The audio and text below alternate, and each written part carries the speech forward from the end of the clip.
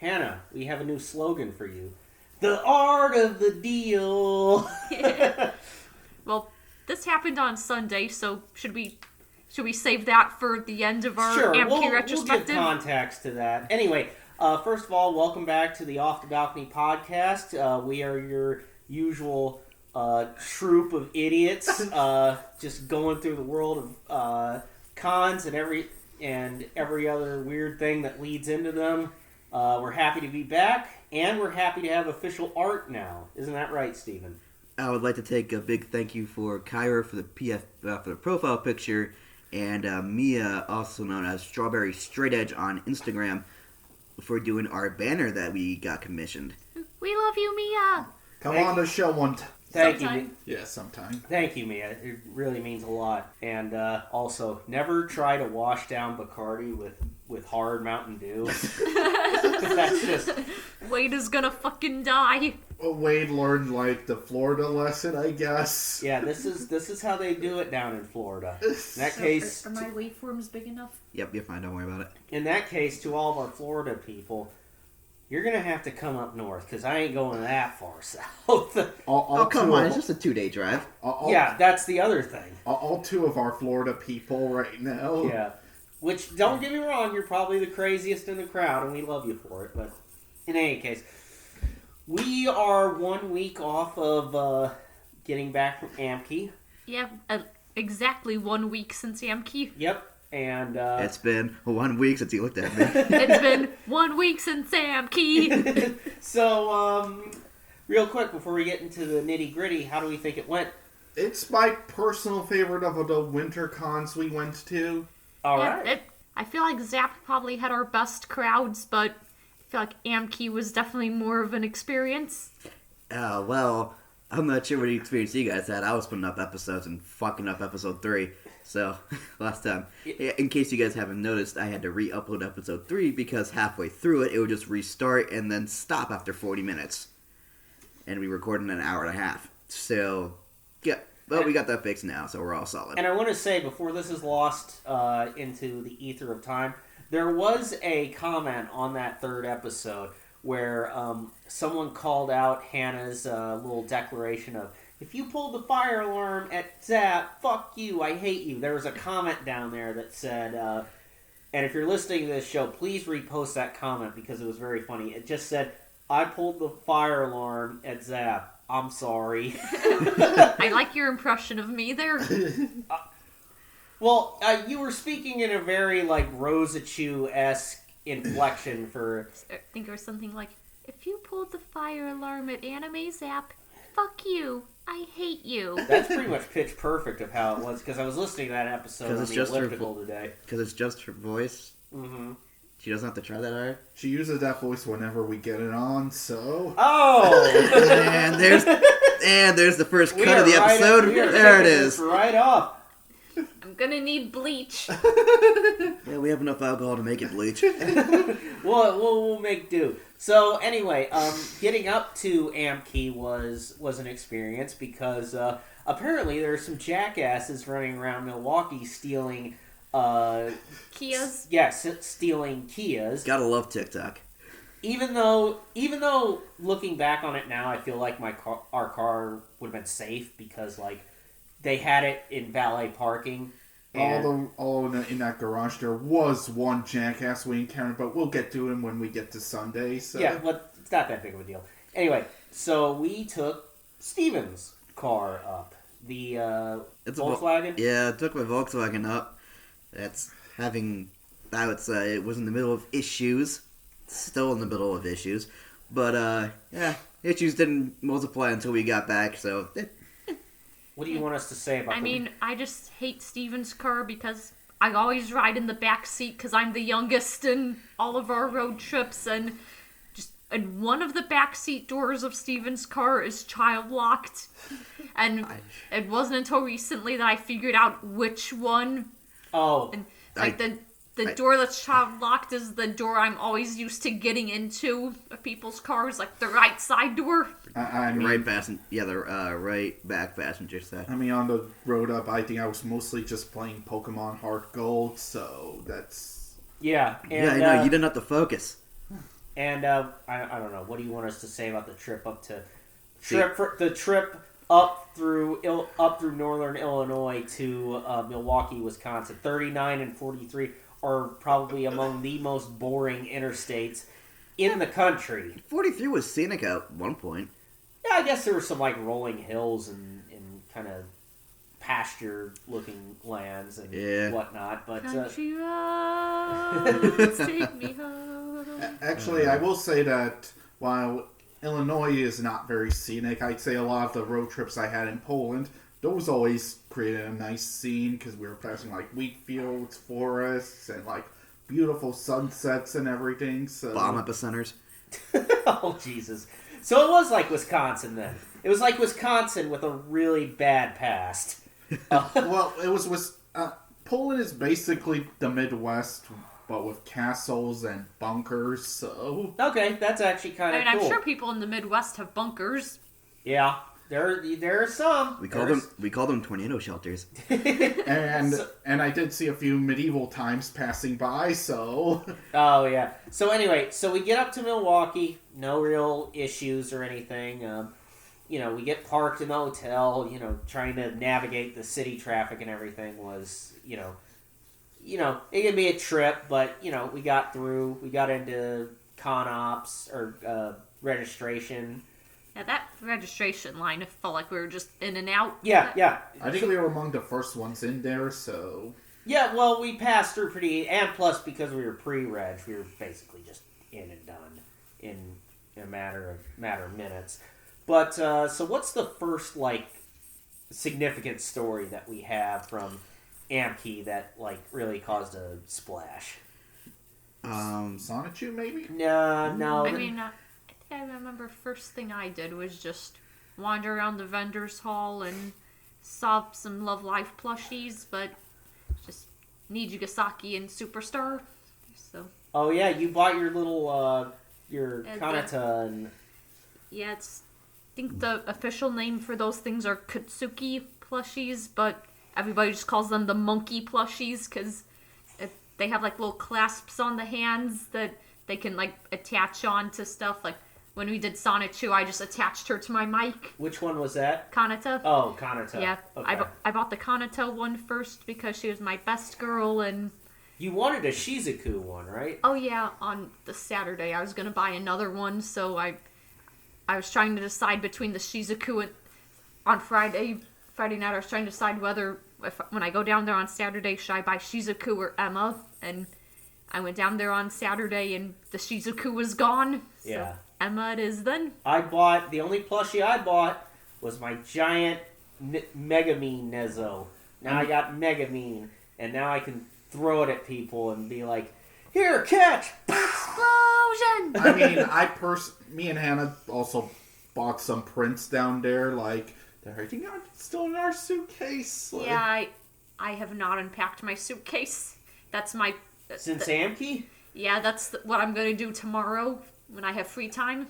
Okay. Famous last words. I mean, bought a few neat prints, including something for a late birthday for Steven, so... Oh, right, the initial D ones. Yeah. Did you like those? Oh, they're awesome. Okay, cool. So, I guess the first big story of the night was that pub that we wandered into. That Miller Time Pub, I think? Yeah, the Miller Time Pub. That was a lot of fun, and I think it was me, Jan, and Hannah were there first, and then you... Yeah, I was busy. I think I was, I just finished Yeah, you were editing pretty much all weekend. Actually, all Friday. So I got down there. I waited for the second episode to finish processing, and then went down, then uploaded it later. Yeah, I mean, I have my own personal story there. That was actually not my first time going into that pub. My first time was actually when we went to Amkey in 2020, and I ordered a pint, had some fish and chips, and I encountered a couple girls there that I rambled on about my views on the movie Big Lebowski, my conspiracy theories, my views on religion and spirituality, and I think they were impressed by it. I think this is why you were a virgin before you met me. Goddamn. At least I have views on those kinds of things, Hannah. And he's got you there. The single person in the group is hurting. I wonder if this toaster will float. So anyway, we get into that bar. Bartender was great. The beer was awesome. I just started pounding beers like pretty much immediately. And like Hannah brought her, she brought one of those Nezoberry dolls of Kotori from Love Live. Because I was cosplaying Kotori that day. Yeah, and I'm just holding it and pretending like she's my daughter and feeding her beer and stuff. Which for context, the voice actress who plays Kotori is a massive alcoholic. Well, she's a very heavy beer drinker. Yeah, I wouldn't go alcoholic, but she does like a good beer. And she's awesome for it. Yeah, for me, I was very tired because my day that day started at like 6 a.m. I'm still in college, so I would had to go to my 8 a.m. class. Didn't have the 11 a.m. one because driving these people up, and I was just like really out of it. So I took a nap while some of the stuff was processing. I'm like, hey Steven, we're gonna go to the pub. I'm like, okay, cool. I get there and I see Wade drinking out of a boot. So because that's a choice. This pub serves its beer in boots. A lot of their beer they serve in boots. The cup is shaped like a boot. It's not a real ass boot. No, you could fit a lot more beer in a real boot if you line it right. Whoever fails the inspection gets the boot. This boot. It's very stinky. Yeah. Yeah, so the pub was great. I got pretty toasted in there. Yeah. Yeah, and I was like, oh, well, I'm gonna run with this because I got to do Sonic Chew in 5 hours. And it was 5 hours 3 times. Yeah. And I was like looking at my clock, like another SpongeBob reference. I was looking at my clock, hurry up! I don't know how much longer I can hold this. I can hold the line on this. So I kind of, I kept drinking and and then it was finally time to go down to our show. And who here has the best memory of our show? Let's just piece them together. Okay. It's me. It's gonna be me. Okay. Me and or Hannah. I kind of forget what I did for most of Friday night before the... Oh, God. Oh, wait. I remember at around 6 o'clock on Friday was the Love Live photo shoot. Well, there was Love Live, Vocaloid, and other Idol anime, so I just popped in for that just while they were still doing Love Live pictures, and I remember I was the... Hannah, we have a new slogan for you. The art of the deal.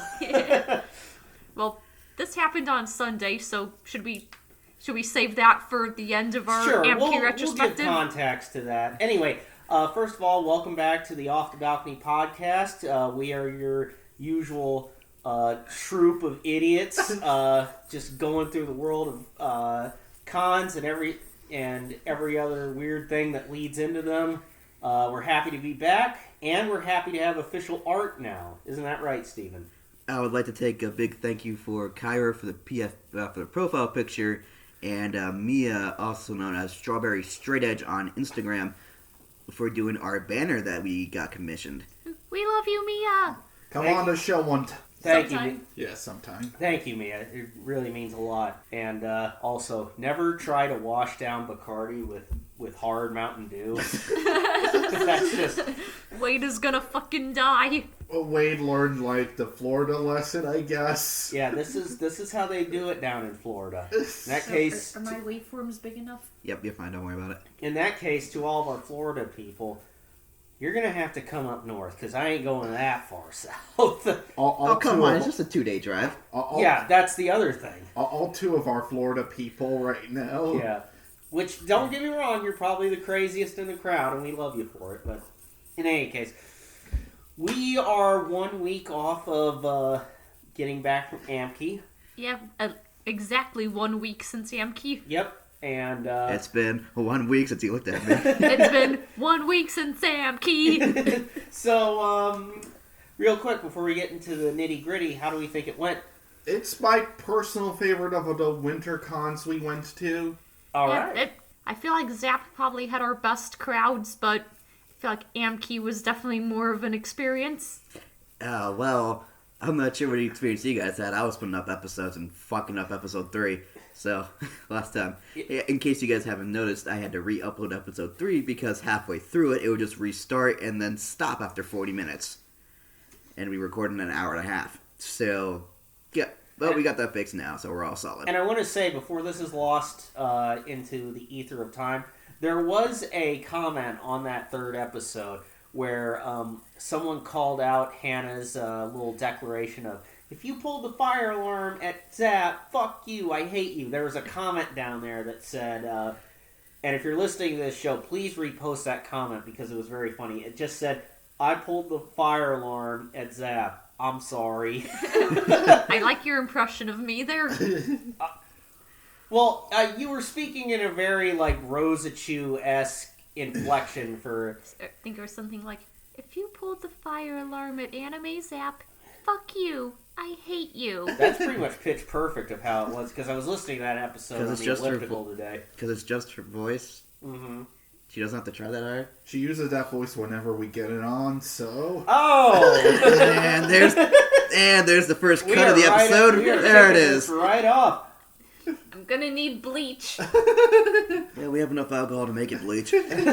We'll make do. So anyway, getting up to Amkey was an experience because apparently there are some jackasses running around Milwaukee stealing Kias? Yes, stealing Kias. Gotta love TikTok.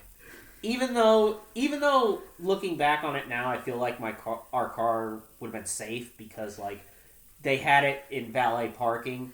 Although in that garage there was one jackass we encountered, but we'll get to him when we get to Sunday. So. Yeah, but it's not that big of a deal. Anyway, so we took Steven's car up. The It's Volkswagen? Yeah, I took my Volkswagen up. That's having, I would say, it was in the middle of issues. Still in the middle of issues. But, yeah, issues didn't multiply until we got back, so... What do you want us to say about I just hate Steven's car because I always ride in the back seat because I'm the youngest in all of our road trips, and one of the back seat doors of Steven's car is child locked, and it wasn't until recently that I figured out which one.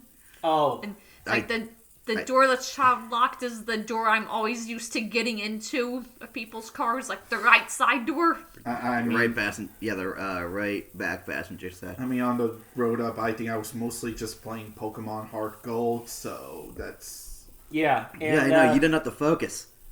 And, I don't know, what do you want us to say about the trip up to... The trip up through northern Illinois to Milwaukee, Wisconsin. 39 and 43 are probably among the most boring interstates in the country. 43 was scenic at one point. Yeah, I guess there were some like rolling hills and kind of pasture-looking lands and whatnot. But country roads, take me home. Actually, I will say that while Illinois is not very scenic, I'd say a lot of the road trips I had in Poland, those always created a nice scene because we were passing like wheat fields, forests, and like beautiful sunsets and everything. So bomb epicenters. Oh Jesus! So it was like Wisconsin then. It was like Wisconsin with a really bad past. Well, it was Poland is basically the Midwest, but with castles and bunkers. So okay, that's actually kind of cool. I'm sure people in the Midwest have bunkers. Yeah, there are some. We call them tornado shelters. and I did see a few medieval times passing by. So oh yeah. So anyway, so we get up to Milwaukee, no real issues or anything. We get parked in the hotel. Trying to navigate the city traffic and everything was it can be a trip, but we got through. We got into con ops or registration. Yeah, that registration line, it felt like we were just in and out. Yeah. I think we were among the first ones in there, so... Yeah, well, we passed through pretty... And plus, because we were pre-reg, we were basically just in and done in a matter of minutes. But, so what's the first, significant story that we have from Amki that like really caused a splash?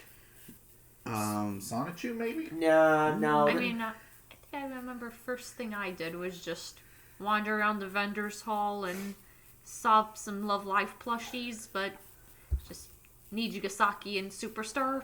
So. Oh yeah, you bought your little your And Kanata and Yeah, I think the official name for those things are Katsuki plushies, but everybody just calls them the monkey plushies because they have like little clasps on the hands that they can like attach on to stuff. Like when we did Sonichu, I just attached her to my mic. which one was that? Kanata. Oh, Kanata. Yeah, Okay. I bought the Kanata one first because she was my best girl, and You wanted a Shizuku one, right? oh yeah, on the Saturday I was gonna buy another one, so I was trying to decide between the Shizuku and on Friday night. I was trying to decide whether when I go down there on Saturday, should I buy Shizuku or Emma? And I went down there on Saturday, and the Shizuku was gone. So Yeah. Emma it is then. The only plushie I bought was my giant Megamine Nezo.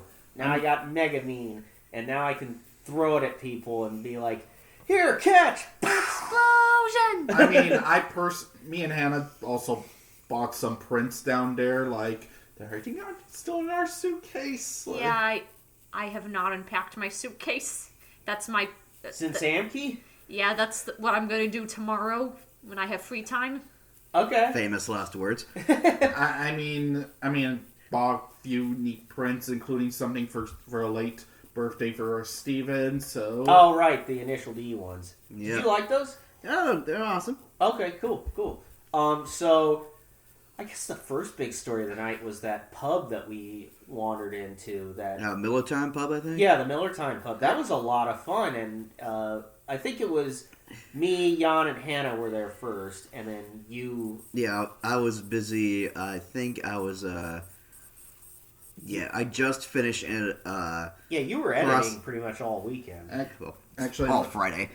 So I got down there. I waited for the second episode to finish processing, and then went down, then uploaded it later. Yeah, I mean, I have my own personal story there. That was actually not my first time going into that pub. My first time was actually when we went to Amki in 2020, and I ordered a pint, had some fish and chips, and I encountered a couple girls there that I rambled on about my views on the movie Big Lebowski, my conspiracy theories, my views on religion and spirituality, and I think they were impressed by it.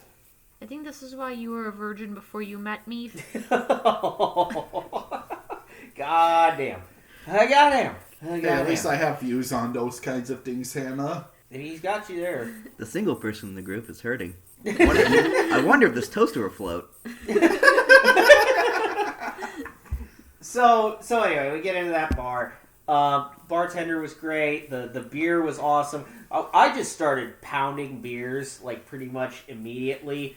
And like Hannah brought her, she brought one of those Nezoberry dolls of Kotori from Love Live. Because I was cosplaying Kotori that day. Yeah, and I'm just holding it and pretending like she's my daughter and feeding her beer and stuff. Which for context, the voice actress who plays Kotori is a massive alcoholic. Well, she's a very heavy beer drinker. Yeah, I wouldn't go alcoholic, but she does like a good beer. And she's awesome for it. Yeah, for me, I was very tired because my day that day started at like 6 a.m. I'm still in college, so I would had to go to my 8 a.m. class. Didn't have the 11 a.m. one because driving these people up, and I was just like really out of it. So I took a nap while some of the stuff was processing. Like, hey, Steven, we're gonna go to the pub. I'm like, okay, cool. I get there and I see Wade drinking out of a boot. So yeah, because that's a choice. This pub serves its beer in boots. A lot of their beer they serve in boots. The cup is shaped like a boot. It's not a real ass boot. No, you could fit a lot more beer in a real boot if you line it right. Whoever fails the inspection gets the boot. This boot. It's very stinky. Yeah. Yeah. So the pub was great. I got pretty toasted in there. Yeah. Yeah, and I was like, oh well, I'm gonna run with this because I got to do Sonic Chew in 5 hours. And was 5 hours 3 times. Yeah. And I was like looking at my clock, like another SpongeBob reference. I was looking at my clock, like, hurry up! I don't know how much longer I can hold this. I can hold the line on this. So I kind of, I kept drinking and and then it was finally time to go down to our show. And who here has the best memory of our show? Let's just piece them together. Okay. It's me. It's gonna be me. Okay. Me and or Hannah. I kind of forget what I did for most of Friday night before the... Oh, God. Oh, wait. I remember at around 6 o'clock on Friday was the Love Live photo shoot. Well, there was Love Live, Vocaloid, and other Idol anime, so I just popped in for that just while they were still doing Love Live pictures. And I remember I was when they called for Love Live casual outfits, because I was dressed as training outfit Kotori. I was the only one wearing a Love Live casual outfit, so I got solo pictures, but I don't know if they ever posted the pictures or where I would even get them, but the photographer took a lot of me, and told me I was cute, so yay. Well, there you go. When was that photo shoot at? It was like down on the first floor No, area. I mean, like what time? Like around 6 o'clock on that Friday. Okay, so this would have still been before the show. But our show itself, so I do remember getting in and setting up because we thought for sure there was going to be some kind of bag check for some kind of security check and I was like, okay, we got to figure out a way to sneak alcohol in. So I put some alcohol in my shoes, like a couple of shots of McGillicuddy, and I put that cherry Coke that I had in my bag. That's what I was going to use as the chaser. But then we just walked past with the purse out, with that circular bag we used to carry booze in. Didn't get stopped. May they just assume that's your European man bag? I mean, maybe. We'll get to that later. But the security, as far as I know, and from posts on the Anime Milwaukee Facebook group... Yeah, I feel like everybody either had horrible experiences with the security there, or were complaining that security didn't do enough. Yeah, it was a lot of both, because the only complaint that I saw that was actually kind of valid on there was... They would use too many zip ties and put them around too tight so you couldn't get them off of your checked weapons, which is some people even had their wheelchairs P-sponded. Yeah, they did. Yeah, because apparently we're just gonna turn into gonna take a wheel off your wheelchair and use it to beat somebody. We're turning to Mike Guy real quick and just beat people with wheelchairs. I don't know. Or Gus Fring from Breaking Bad. Ding, ding, ding, ding, ding, ding, ding, ding, ding, ding, ding. Anyway, so that was kind of a theme of the weekend, wasn't it? That everyone seemed to be having a shit time with security. Meanwhile, we're just breezing on past. I mean, maybe it's like that one video of Fire Festival where everyone was pissed off and there was this one guy who just said, "Fuck it, let's party." So yeah, the guy who took all his drugs on the plane came out and was already raving. I guess that was us, but so yeah, we stroll into our Sonic Chew show at around 11:30. We're getting ready to start, and apparently Anime Milwaukee didn't realize that this very late night panel was supposed to be 18+. So they had to take everybody out of the room and ID check them. Yeah. Also had to lock a set of doors that they didn't actually lock, so a lot of people got in who weren't 18. Now, didn't you hear? Security was too busy checking people's wheelchairs. Or yelling at people not to eat food in the game room. Yeah. Not wearing your mask even though... Are we still in a pandemic or not? Or well, anyway, security's gonna security, and we just The good news is we were able to set up our open bar and didn't get called on it. So I guess who really gives a shit? Anyway, so we. Oh, go ahead. Oh yeah, I remember your big story of the night where you were so drunk that it's like kept like calling out people's costumes, like I love your costume, and then like forgetting they were there, and then just seeing them again. Like there's this one girl like in the either the front row or the second row, dressed as Bo Chief and Bochi the Rock, and it's like. It's like the first time you saw her, it's like, hey, are you Bochi? Like you're Bochi. Let me get a picture of you later.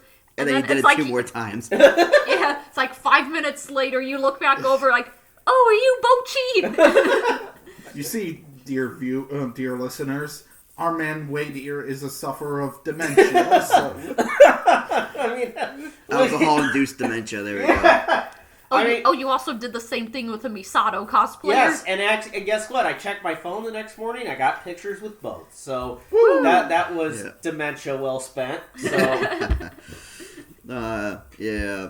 So usual set like we did. And you toasted, I think the Dr. McGinnis or like with McGillicuddy. With I think a guy who was also dressed as... Yeah, there was one dude. This is the first time I've ever seen a Chris Chan cosplayer come to one of our panels. So No. No. That's the only time I've ever seen it. Do you remember I think there's like Zing 21. There was a few people who came in during a very infamous day. Okay, well that's... okay, first time in a while. I haven't seen it in a while. It's rare because... Yeah, it's weird. I feel like I usually see at least like 1 or 2 people dressed as Christian at every con we go to, but like I've never... Don't really see people dressed as Christian at our panels. Yeah, it's weird. Actually, funny story. Something I just remembered. Do you remember when we were coming back from the Miller Time pub just to go back up to the hotel and drink a few? And I saw someone in a Christian cosplay, and I was like, "Hey, nice costume, bro." And he's like, "Hey, thanks." And I asked him, "Hey, are you going to that? Are you going to that Sonichu reading?" And he was like, "Yeah, are you going?" And I'm like, "Yeah, I'll be there." And that was a fun little interaction. Yeah, oh god. And I think he was actually there. I think I did see him in that crowd, but yeah, he was the one you cheered with the McGillicuddies. Oh yeah, there you go. Hey, he really came out in full force. I'm happy to see it. I mean, you also came out in full force during that whole con, so yeah. I mean, I was having fun. Yeah. Fun was had. Fun was had, and so yeah. How do you guys think the show went? I think it went really good. Though you went so hard, you got so drunk at that panel that your girlfriend came up to me later as we were all going to bed and tried to get me to help stage an intervention for you. She's a little worrywart, so it's She is a worrywart, but she has nothing but the best intentions. Yeah, so. You love her. Yeah, I do, and I completely understand why she did that. But it's like, babe, it's part of the act. I mean, not really. Chris Chan wasn't a wild party guy, but like. It's part of the act because you want it to be. Yeah. Although, like, the one drink Chris did have was a Long Island iced tea. Hannah. He did grow to like Long Island iced teas. So, do we have much more to say about this? I mean, you did really well with the anatomy stuff as usual. Right before when we were setting up, I tried to get the lights to change, but how they have it is they have half of that room connected to the room next to it, and the other half it's on its own light switch. So if I were to get one side to get a better view of the projector screen, I'd have the other room in darkness. So it was not a good time to have that. But so I chose that side to explain the cursed biology. Dick slides down. Which by the way, just for fun, as I was packing my computer away on like Monday or Tuesday, I keep the con computer pretty much on a charger 24/7. I just decided, I'm going to just read through some of the anatomy slides. Within like 10 seconds, I was on the floor laughing. Like, I could not stop laughing because of the way he writes. Like, it's just cartoonish nonsense, and the drawings of the dick being imagine a penis with no balls. It's just like wedged in between his legs, and it like falls out. Slides out when he's ready for sex. Yeah, you know those streamers that you blow into? It's like the party popper. Yeah, the party. Yeah, the party yeah. thing. That's what I like that. That's what I think. But yeah. So Wait. Speaking of things we did on Friday, do you remember was the anime sexy man panel on Friday or Saturday? Yeah, that Friday was that. night. Oh yeah, it was right. right before. I mean, I tried sitting through that and I left early, not because it was a bad panel or not. It just I felt claustrophobic in there, and it was a very crowded room. Yeah. And also it was one of those ones where it's like people came up, just put like 2 on the board, and people had to defend their choice, and like audience would vote for which one goes on to the next round and which one gets eliminated. And all I remember was that the last 2 was a guy from One Piece and Aki from Chainsaw Man, which I don't even like Aki. Or, I mean, he's not attractive to me in any way, but I kept voting for him because I actually watched Chainsaw Man, I haven't seen One Piece, and the guy from One Piece won, of course. I mean, I think the guy from One Piece was Trafalgar Law, which I know jack shit about. Yeah, One Piece, so... Yeah, it's anything that's... I mean, any series that's over 26 episodes, you have to really convince me to watch. yeah. I think I'm the only one in this room that actually watched One Piece. Actually, I've seen the first, 10 episodes of it, so I can't say jack shit, so... So, when was that sexy anime? I think Right, there was 10 o'clock on Oh, Friday, okay. so Yeah, we right were- before Sonic 2. Yeah, we were in the same room. People just wanted to sit in there and go, but we had to kick them out to go get their IDs checked. Yeah. And also, the one picture that Hannah decided to show the group was a slide of who's hotter, Shadow or Sonic. Yeah, that was the test slide they did to make sure their voting system was working. Oh, God. Nice. So, Saturday? We want to talk about Saturday somewhat? Let's see, the morning panel Was our military... Yeah, panel? our military panel, which Steven couldn't attend on account of not being able to find us at all.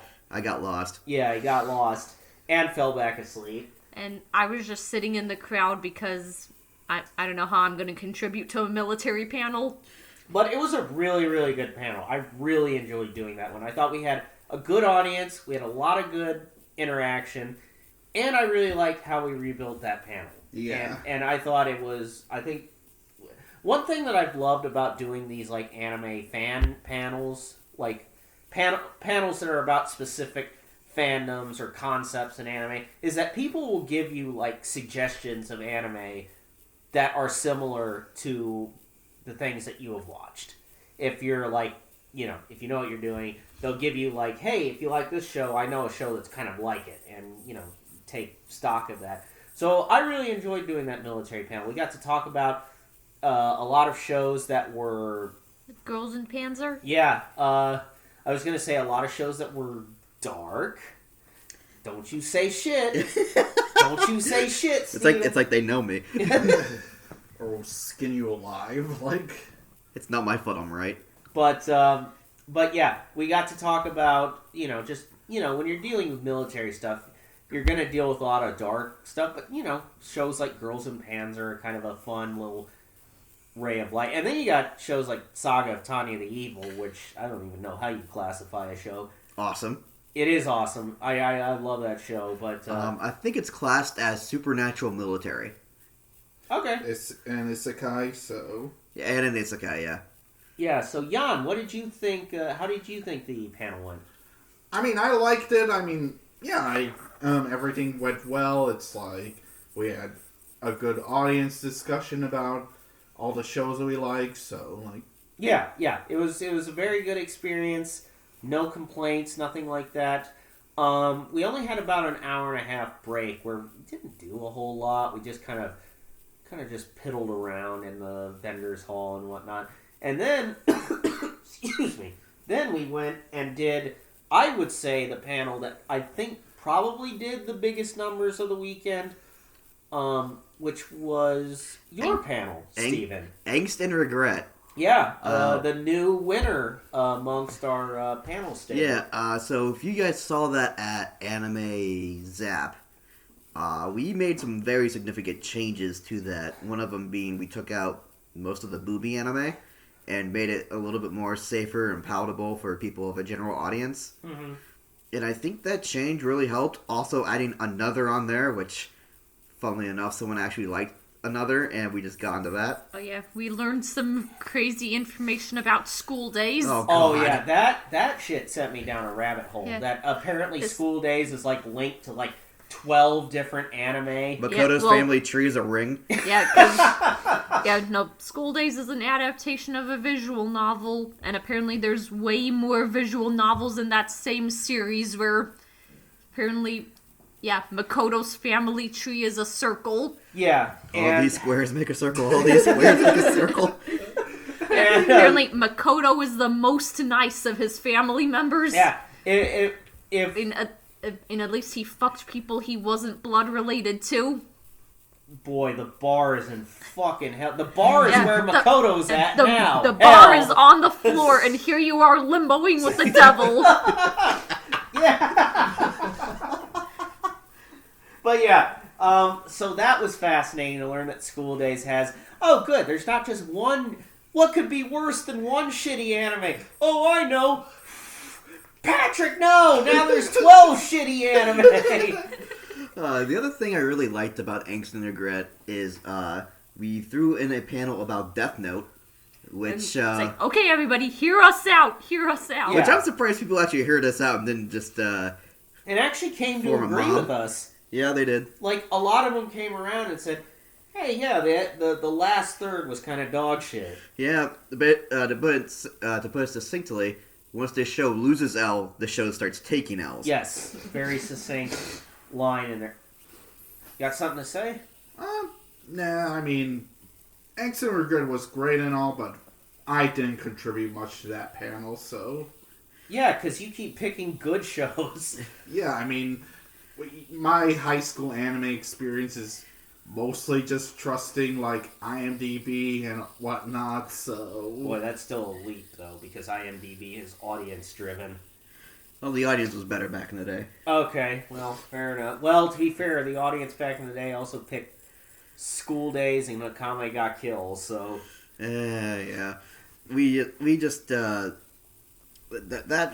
panel was a really good time. I think the Amki had a rating system for their panels. If you guys want to know how the panels went, Sonichu ended up with like 4 stars. 4-star, yeah.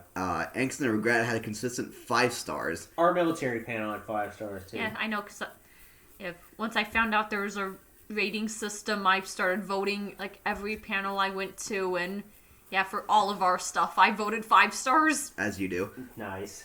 Pack that ballot box. Anyway. Stop the count. Anyway, so to get back to Angst and Regret, we had quite a few audience members who had a lot of things. Another good part was there was one person cosplaying someone from Danganronpa, and then we hit that slide as they were leaving the door. Yeah, and she actually poked her head back in before she left. I wish she had stayed, but I wish we had gotten to that slide sooner just to see what her reaction would have been. But, Are you one of them Danganronpas? I mean, we didn't have a ton to say about Danganronpa, but it definitely fits into that kind of show that you watched in middle school that you thought was so cool, but just Yes. Yeah. You. Yeah. Danganronpa was my middle school series. Yeah. I don't know if I've told the story on the podcast before or anything, but I was into Danganronpa in the days before the games were put in English. Danganronpa first became popular when people translated the game and just put the dialogue transcripts on Something Awful forums, and how I got into Danganronpa was basically watching basically a let's play of it, but they just put the translated dialogue over the text bubbles. And wait, no, actually, I got into Danganronpa when I saw the anime adaptation of Season 1 and then watched the Let's Play of the second game, because those were the only 2 games that were out at the time. Okay. And yeah, the purple-haired nurse girl Sumiki from Danganronpa 2 was my first waifu. All right. Well, I mean, we were right to add it. We just don't have a lot to say about it. Yeah. But we're gonna keep it because it still elicits reactions. I actually got people who watched Dream Eater Mary in that Yeah, panel how room. many- Wait, no, I don't think any of them had actually watched it. You just asked, like, has anybody heard of this? yeah, And 'cause 2 I- people raised their hand. Yes. That's the most response we've ever gotten. Yeah, so at first asked if anyone And watched it's the it. reason this panel even exists in the first place. You're welcome. Yeah, I asked if people have watched it, no hands, and then I asked if anyone's actually heard of it, and I actually got a few people say yes, and then I said, well, to make sure I wasn't having a fever dream about this show, I made my friends watch it. Yeah, and I explained how I was extremely hungover that day, and I got subjected to Angie 3-piece. Angie 3-piece. Angie 3-piece. Yeah. They named her after a fucking KFC menu item. Actually, the funny thing is, they named her after the 2 ways to say triangle. Wait, 3-piece is supposed to be triangle? Yeah. Because apparently this is one of the shows where you have to pay attention to people's eyes. It gives them part of their character. I'm not putting that much work in. What do They didn't put what do that triangles have to do with eyes? Hey, they didn't put that much work into the show. Why should I put that much work into watching it? Because happy hour's in 20 minutes. Yes. Well, no, that would be their excuse. But yeah, I think we got a lot of good audience engagement with Angst and Regret. It was very fun. We had a lot of good laughs, a lot of good discussion about sort of just how it was nice to see that people were like accepting of like, yeah, I love this show, but it's like it didn't age too well.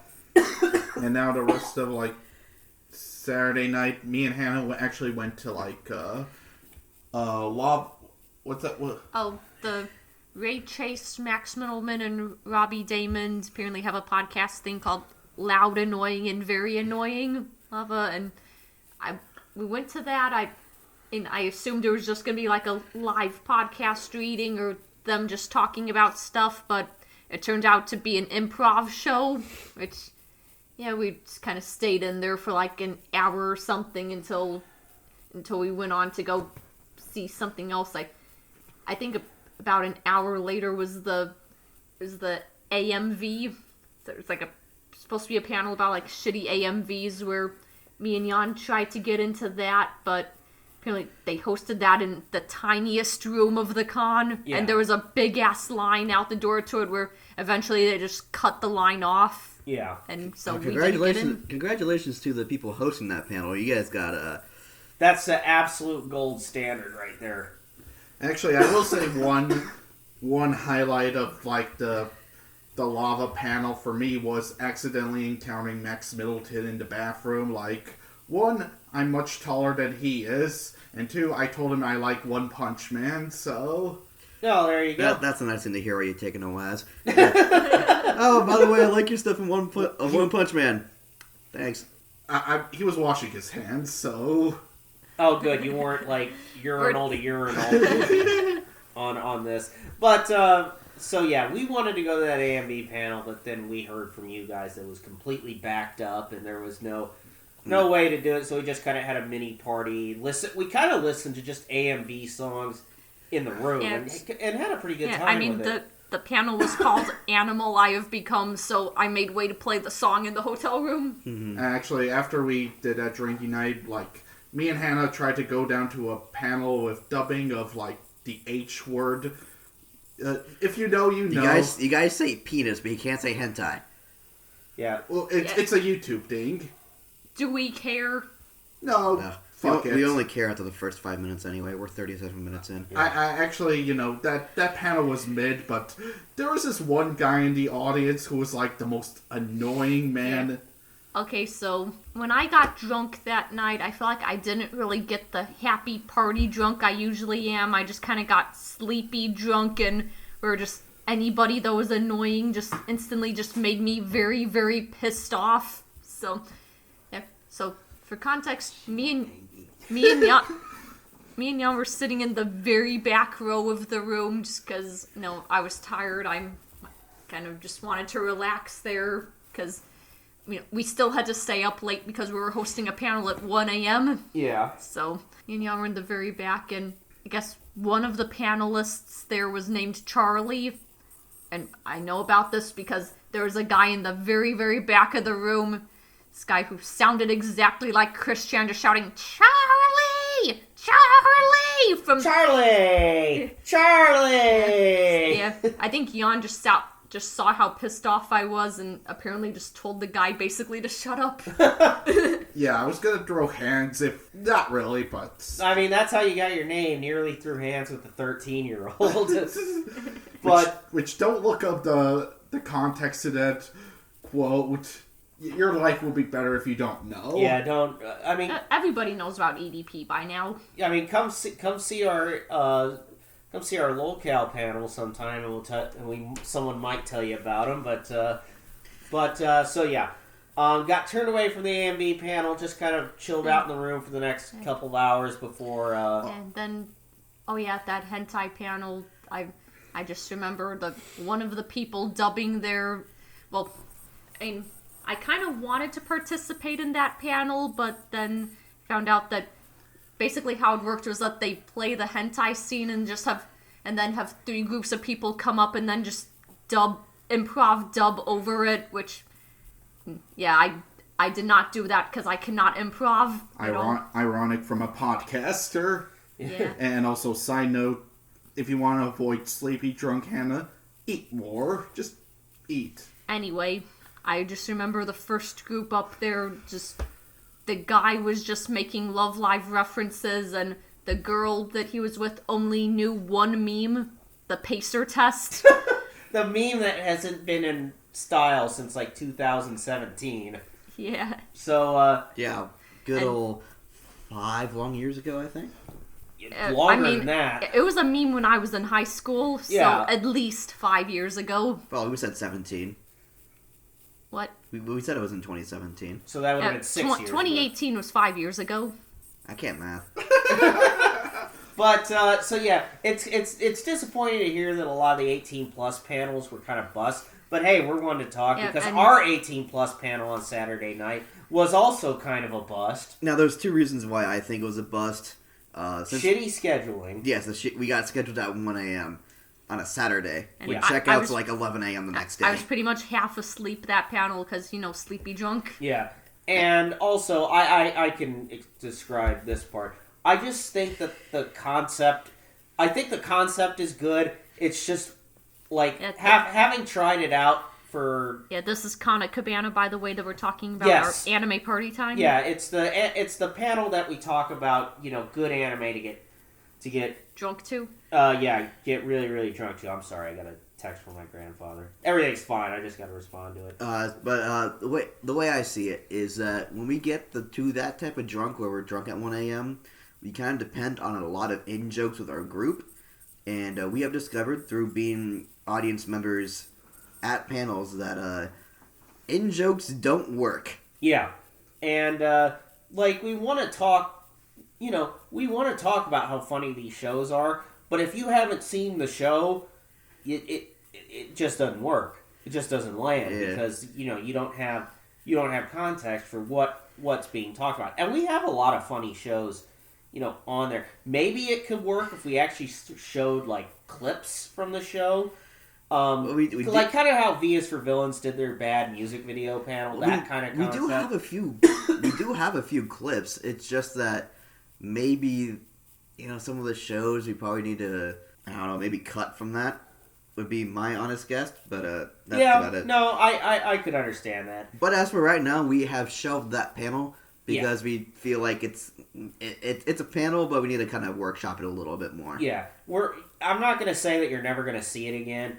And to the 7-8 people who came out to Kana Cabana for Amkey, really appreciate you guys. I mean, we had a good time. We had a good time doing the panel. It was just, you had a good time, right? Yeah, let's be honest. All the panels we had that weekend were actual bangers for the weekend. That being our weakest one is just Yeah, you know. it's kind of like how Tarantino describes Death Proof. He's like, Death Proof is the worst movie that I've ever done, but if that's the worst I got in me, then I'm good. Yeah. I mean, I'm feeling the same way like about Anna music too, but we'll get to that a little bit later. Yeah. Next morning. Sunday. I mean, I was actually really proud of you guys. You guys were up and you got all your stuff collected up pretty quickly. I packed the night before while we were waiting to go to the other panel. So We were able to kind of collect stuff together, and we kind of keep all our stuff in sort of the same. Almost forget half of our booze stack in the mini fridge. In the fridge. Well, I mean, we hardly even used that cooler that weekend. Most of our booze just went in the fridge. I mean, props to the folks at Amki. I mean, we were there was food nearby. There was places to buy drinks at. So we're in downtown Milwaukee. Yeah, there better be food, and there better be booze too. Which Wisconsin is like the drunkest state in the union. So and boy do they love their bar food too. So we were going to be set no matter what. But anyway, got everything out. We got checked out a little bit early. They let us keep the car in the parking garage while we went off into Amki to do our last two panels. I guess all five of us, including Heather, my girlfriend, we went and did the Miyazaki panel. That was a really good panel. I mean, You guys enjoyed doing that. Although I will say one aspect that I'm a little mixed. I'm wondering if it's like if kind of like party time, have we like dried it up a bit? Like towards the end of like our Miyazaki panel, we asked the audience members why they like Howl's Moving Castle so much. So I think it's a good icebreaker to kind of start question time. Yeah, I just think we need maybe I've been thinking about this a little bit over the week that we haven't been there. Maybe we need to have like an actual question panel after we ask that question. So just having question time, being stuck in that slide, just kind of feels like we're making them answer that question, and it just doesn't work. At least that's what I'm saying. We got some good answers. We did get a lot of good answers. I'm not saying cut the slide. I'm just saying add one where it just says questions. Okay, yeah, that's cool by me. There was one funny moment from that Miyazaki panel that I'd like to discuss.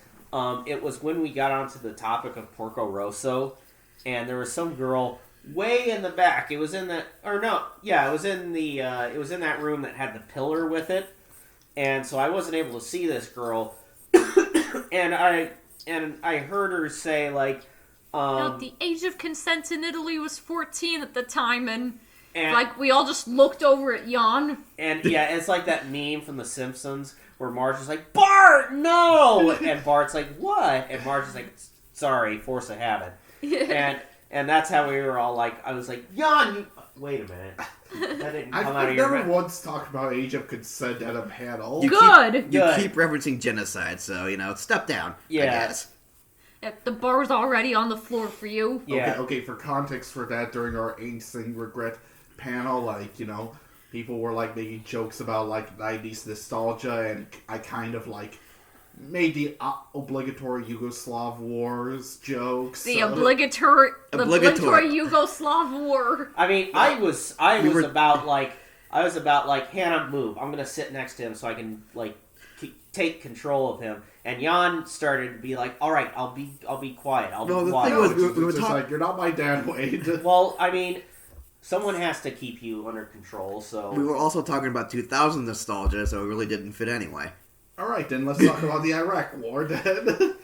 And anyway, I should talk about my story from Sunday that Go ahead. and kind of goes into Saturday too, where there was one booth at the vendors hall that had those gachapon machines, and they had two of them for Muse from Love Live. So, this story. Yeah, I did those hoping I'd get some more Nikos for my Nico Ita bag, but yeah, I spent $10 because the gachapon things were $5 a pull, and I did one on both machines and ended up getting two Honoka keychains. One machine was the Wonderful Rush outfits, the other one was these other little keychains, and so Yeah, I just had those 2 Honokas with me and was trying to figure out if anybody would take those off of my hands, or if I could just sell them for Nico's somewhere. And then I get to the swap meet on Sunday and was just walking around there looking for some Love Live stuff, and eventually I just saw one person that had it's Nesso Berry of Setsuna from Nijigasaki, and so I just went over to her booth just asking, like, hey, how much is the Nesso? And she said, oh, $20, or do you have anything you want to trade? And says, like, oh, all I have are these little Honoka gachapon things, and she's like, oh, I'll take those. Here's the funny thing. I don't think I ever saw exactly what was in. I don't think I ever saw the Honoka. Yeah, it's like I didn't take them out of the packaging or anything, but it's like there was still like enough space in them where I could tell what was in there. So I never saw those. But I see you walk up with this Nezzo. I'm like, hey, where'd you find that? I've been looking for like Love Live Nezzos, and then you told me basically that story. It was at that DVD booth there at Amki, and I was like, oh damn, you really? So you bought a Nezzo basic? So I thought that those little gotcha things, you got those out of like a quarter machine. So initially I was like, damn, you bought a Nezzo for 50 cents at this place. Yeah. I mean, they do kind of look like quarter machines, but like how they do them, there is that. It's like you like pay the guy for like a little like token thing, and it's like you just put the little token in the machine. But those are usually like $5. Yeah, Heather explained it to me later and told me how exactly it The was. funny thing is, the tokens are the same size as quarters, and I saw people try to put quarters in them. The shopkeepers basically almost came to the point of tackling people to make sure they didn't put quarters in there. Because I imagine putting a quarter in there might jam the machine up. Yeah, I think those machines are probably made to put like yen coins in there. Yeah. So I know. I've seen Steins Gate. I know how those things work. God. So yeah, TLDR, I got a jumbo Setsuna Nesso for basically $10. Which is basically a 75% discount from the normal rate. Yes, I bought 2 other Nessos at that con. Like actually bought them, which was Kinako and Ren from Love Live Superstar. Right. I think Kinako I got for $35 and Ren I got for $40. Okay. So. And there was a Hanayo pajama Nezzo that was like $75. Yeah. No, I did not buy it. Yeah. Neither did I. And I was like, oh, how much is this Hanayo? $75? Hell, I got Hanayo at home, and just kind of walked away. Fuck that. Yeah. I'm out of this bitch. Anyway, what was funny about that stand, real quick story about that stand, is they had the Hanayo pajama Nezzo, but next to it they had like a bunch of Umi merch that was just untouched. Yeah, the only 2 Muse Nessos I could find at that whole con was that super expensive pajama Hanayo and Umi. Right. Just casual school uniform outfit Umi. Right. And go ahead. No, it's. I was wondering if you want to move on to like what was our final panel. Avatar. We did a whole panel on Avatar. That, and now you have your shirt. Now you have the right shirt for the day. They also have the right cup. 5 days too late. And also, we're drinking booze out of Avatar glasses. We are. I have my boy Aang. I got my boy Sokka. I have Zuko, and Hannah took Katara just for the girl. Yeah, I have Katara because I am the girl. There was no Toph glass. Yeah, and Look, I'm not the one who came up with the glassware, alright? I brought it, but I didn't put the packaging on it. I gotta say, if Angst and Regret was our best panel of Saturday, I would say our best panel of Sunday was that Avatar. Yes, it was a really good panel. It was a lot of fun. Oh, wait for the Miyazaki panel. Did you bring up your new hat? Oh, yeah.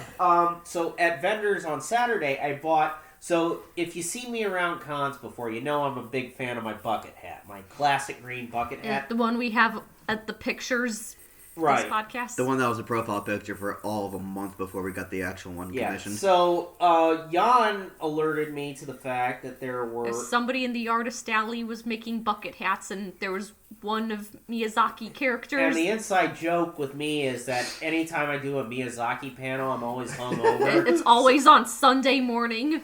After we get absolutely trashed on Saturday night. You're right. So I was like, oh, I'm gonna run with this. So I went and bought that bucket. It was only $30, so it was a pretty good deal, and it's a really really well made hat. So definitely gonna have fun breaking this in over 2023. It's also white on the top, and I'm pretty sure with the weight we can probably stain in a few different colors. Oh yeah, there's gonna be plenty of booze. Color added to that hat. Oh yeah, it's gonna. Well, there's already a lot of color on this hat with all the Miyazaki characters on it. I mean, we got Totoro, we got Ashitaka, we got Gigi, we got No Face. Yeah, No Face. The most important one being Cat Bus. Yeah. Oh yeah, and Cat the Bus Soot is on. Sprites. Yeah, the Soot Sprites on here. Shit, No Face. By the time I'm done wearing this hat, I'm gonna be shit faced by the end of it.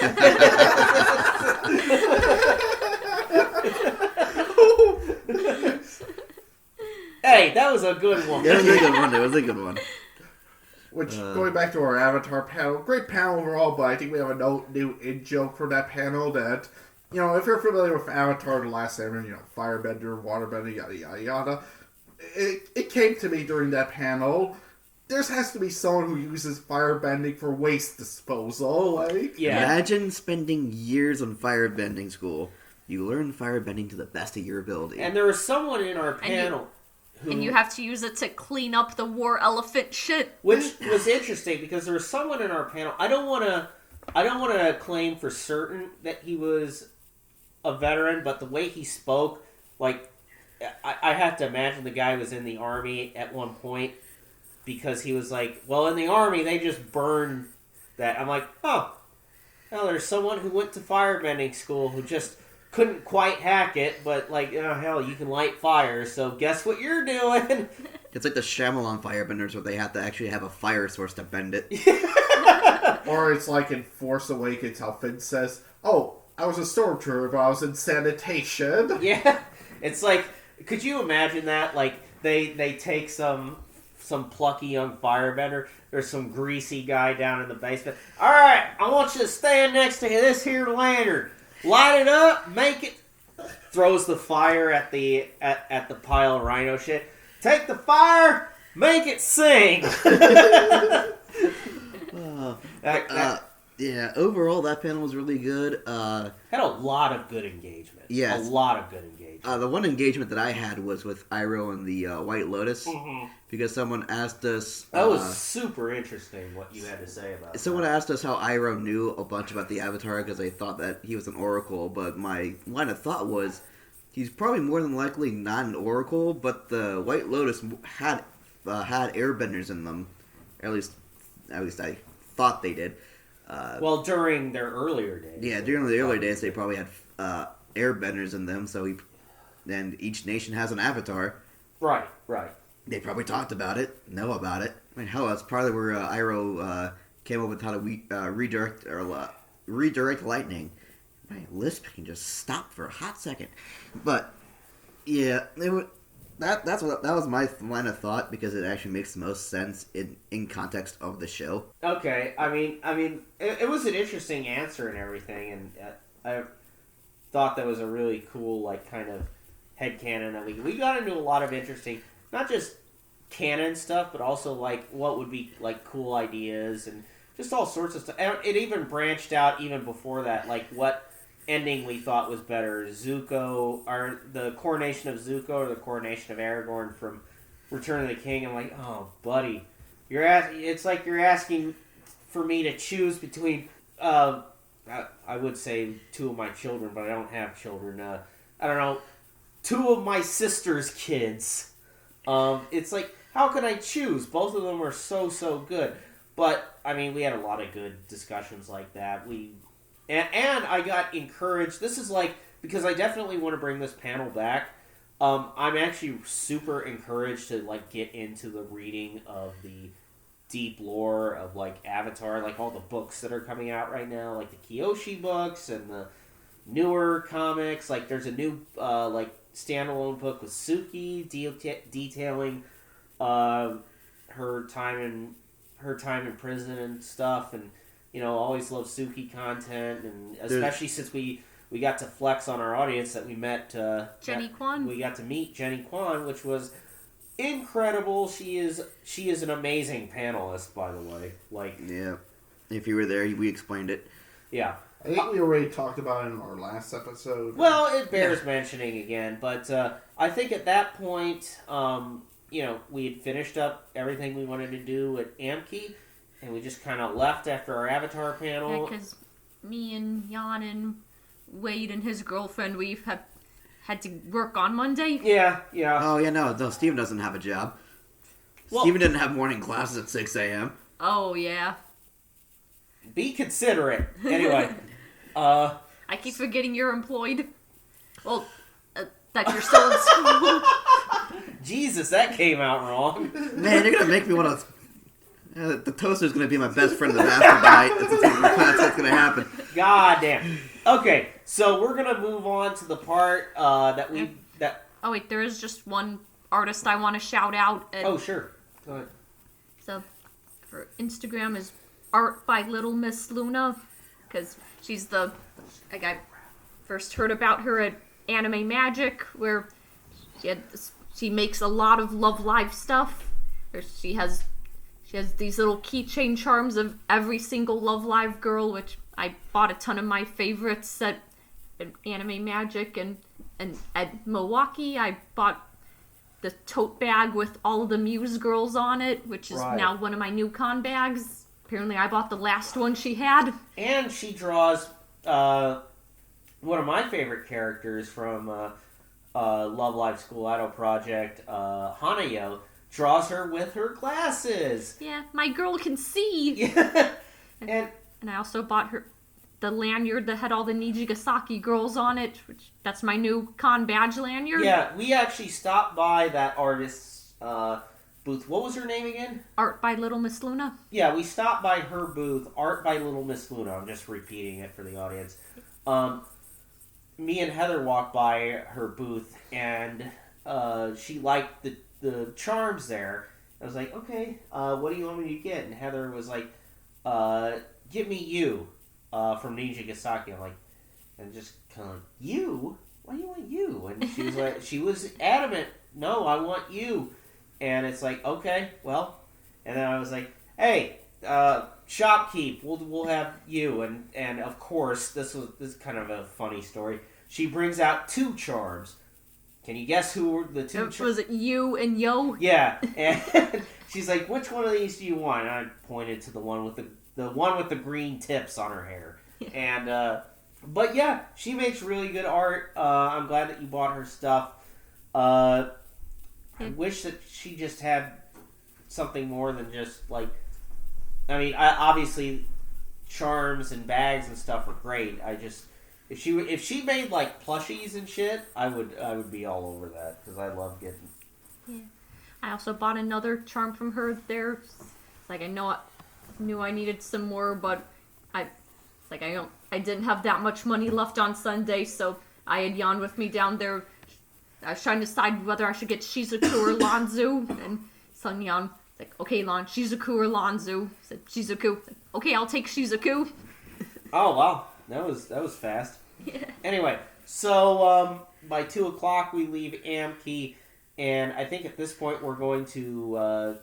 I think we've covered everything with Amki that we really wanted to cover. But real quick, before we move on to the main attraction... how about everyone gives their final thoughts on how Amki went? How do you feel it went?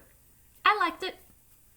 Same. I mean, I definitely have to come back next year because apparently Sunday of Amki next year is my birthday. Yeah, Amki got moved a whole month. Yeah, which so it's was like odd, March 8th through 10th, 2024. Yeah, and March 10th is my birthday. Yeah, Amki is going to be also right after my 30th birthday on March 7th.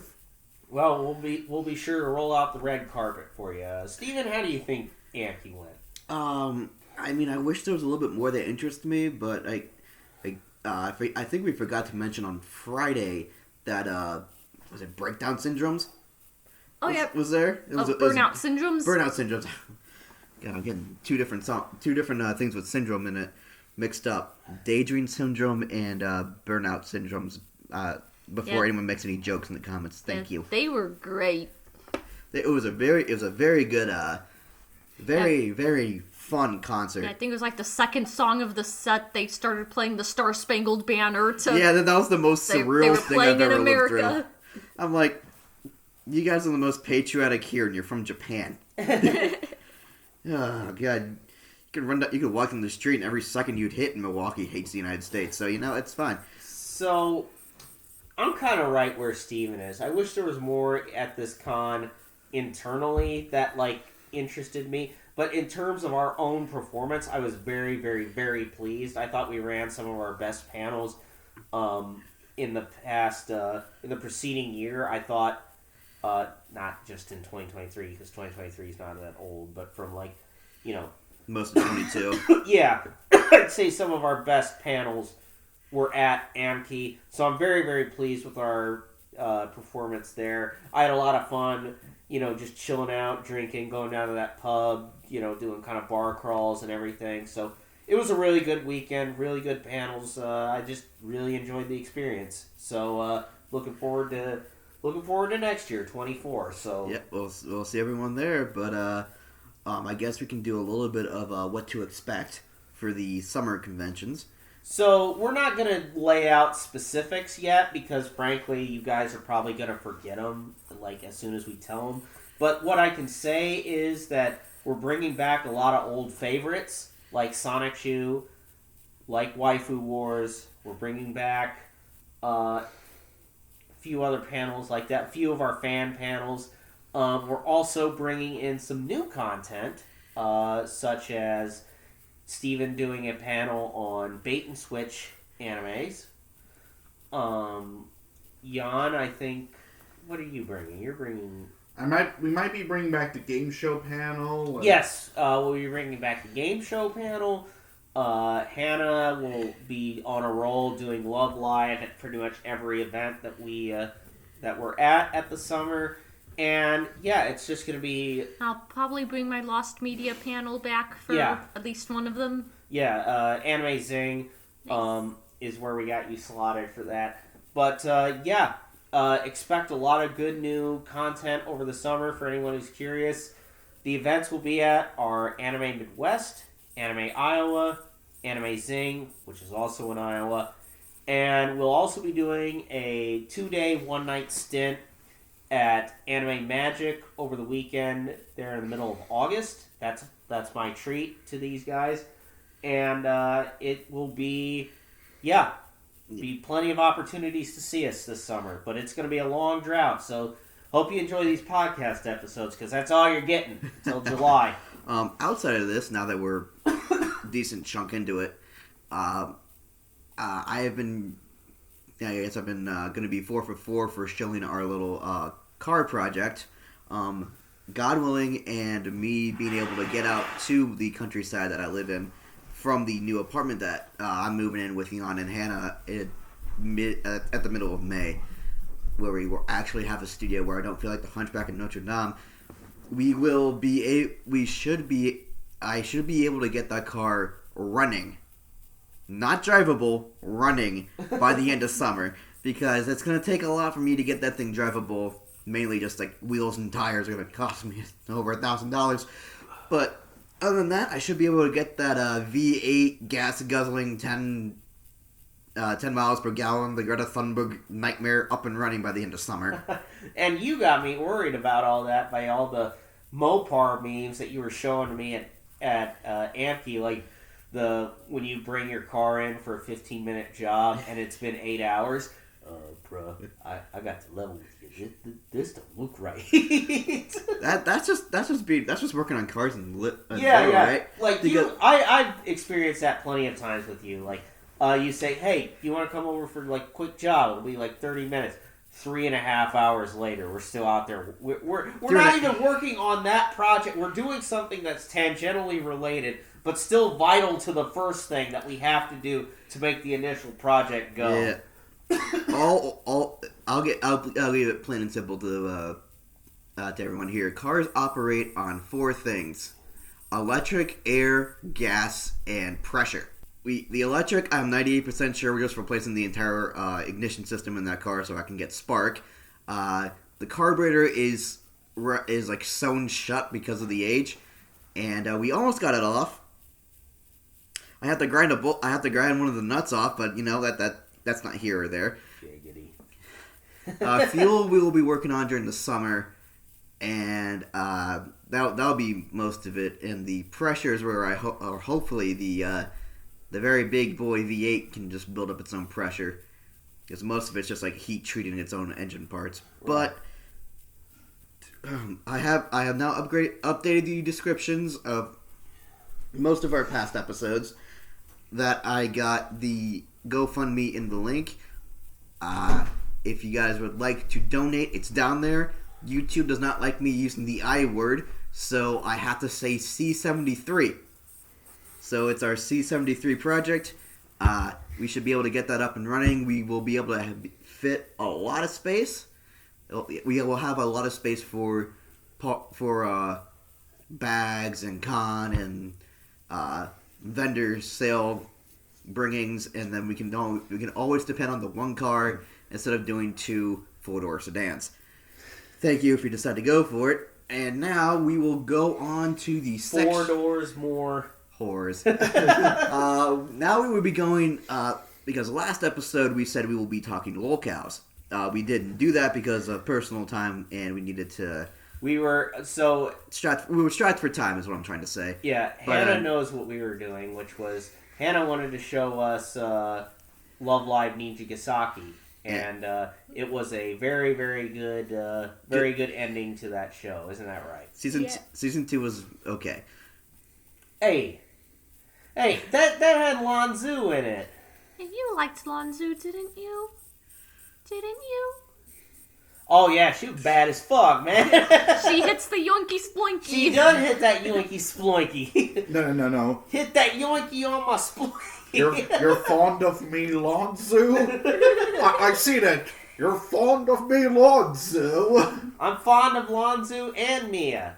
Yeah. Not that other one. No one gives a shit about. Yeah. Honestly, the only reason I like Ayumu more than Shioriko is because I remember Ayumu exists. Yeah, but Ayumu is still trash. Yeah. Ayumu is still trash. But, unfortunately, Hannah, we are not here to talk about Love Live.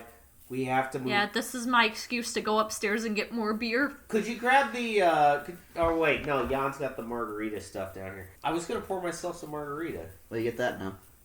Alright. Alright, so. Big win.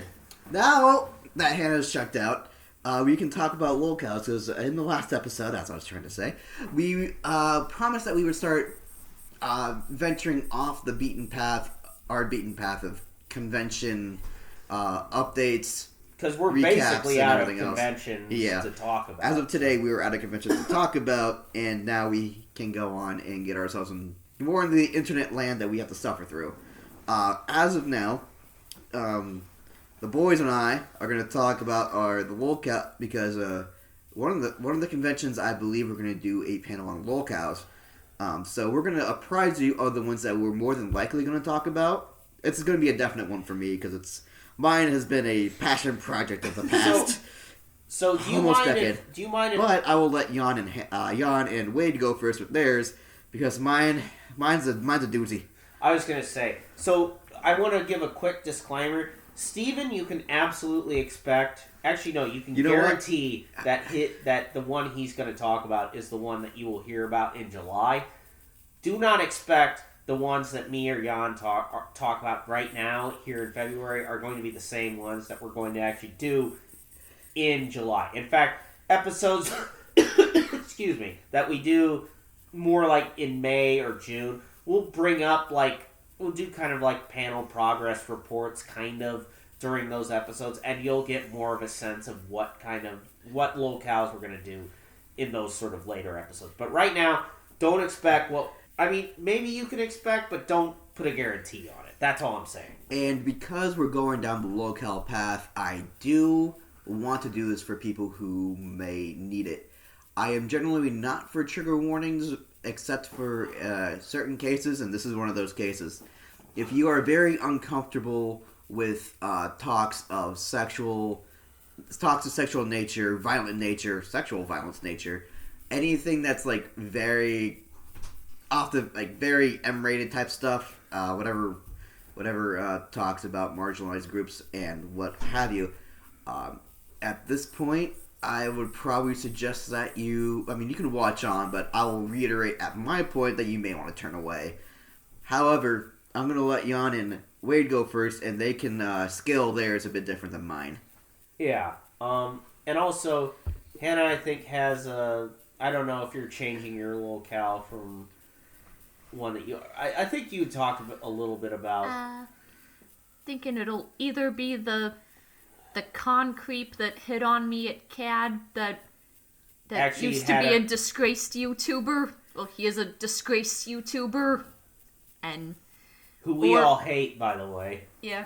I mean, he tricked us into thinking he was a good person by cosplaying Guts. Yeah. He even let me hold the sword that he had, which was both a great treat, but now it's tainted by knowing who had it. So, don't like that. Do not like having the wool pulled over my eyes. Yeah, thinking mine is either gonna be him, Wonder Bread Guy, or Togepi1125.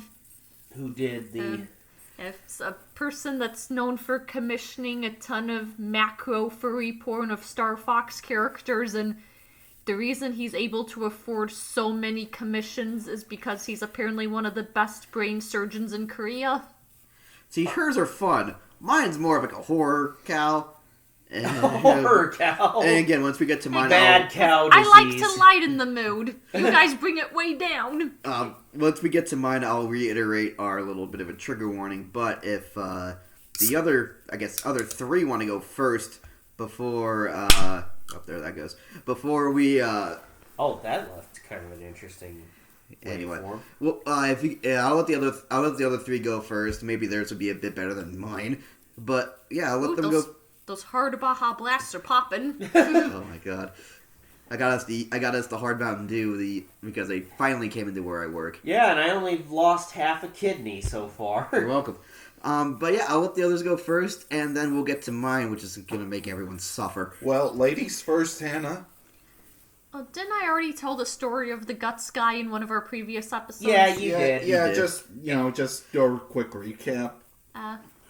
So basically at CAD, day one of CAD 2021, we saw this one guy dressed as Guts, and it's like we all got pictures with him, and it's like I think I was the one that approached him that he had a cool Guts costume, and he said I was a girl with good taste, so that was probably the first red flag.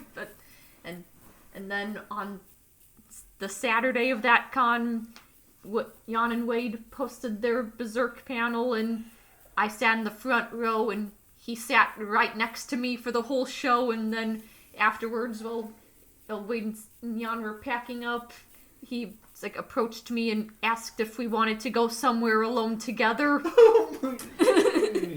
And I was standing right there. You heard him say this shit? I was standing next to Hannah. Yeah, and I did not know what to do in that situation, so I was just looking at him, looking over at Jan, looking back at the guy, just going, just basically doing that until you and Jan came back over to me and just grabbed me to go to the bar. Yeah, because we did go right to the bar after that. See, I was so pissed when you told me about what had happened. If I had known that, I wouldn't have beaten him down just right there. I would have said, "Sir, you need to leave. I want you. You're out on your ass. You're not here. You're not here for my panel anymore." So, and it wasn't until the Sunday when we were on the drive home from the con, I just opened up Instagram and just saw just a ton of people on their stories saying Raymond Rivera was spotted at CAD, and it's I got a picture of his Guts costume, so I just sent that to somebody. Raymond Rivera, what is he, like a fucking Bond villain or something? It's I sent the picture I got of his Guts costume to somebody I knew that was more familiar with that guy, and just said, "Hey, is this him?" And said, "Yep, that's him." You had a picture of him? Yeah, I got a picture of his Guts costume before shit went down. Right. Okay. Yeah, that makes sense. Yeah. See, I never got Oh, wait. No, I never did get a picture of him, but he took a picture of me holding, his Guts sword, because it was a really impressively constructed sword, and, I was probably not the person that he wanted to be holding his sword. You know. Giggity. Yeah. But, you know, he was... I remember in the moment, he was very charming and everything. And I could see how someone like, you know, someone who didn't have their guard up could be, like, kind of taken in by that. And someone who was, like, who he was actually predatory towards, you know. And then later when I found out that he was a creep and I was getting, like, all the information I could from people I knew, turns out that Raymond Rivera is a disgraced YouTuber. He used to go by the name Ultima Almighty and actually had a pretty sizable fan base on YouTube until he got his channel taken down and ruined his entire reputation by being a total creep to every woman he knew. And there is audio of him trying to have phone sex. Yeah. Look, I've only heard... I am too scared to listen to it, but it is on. Unless your name is Brett Michaels, don't do phone sex. In fact, if Brett Michaels is listening, why are you doing phone sex? You're 60. It's not 1988 anymore. Or Rocco's Modern Life. Oh baby, oh baby, oh baby. Rocco?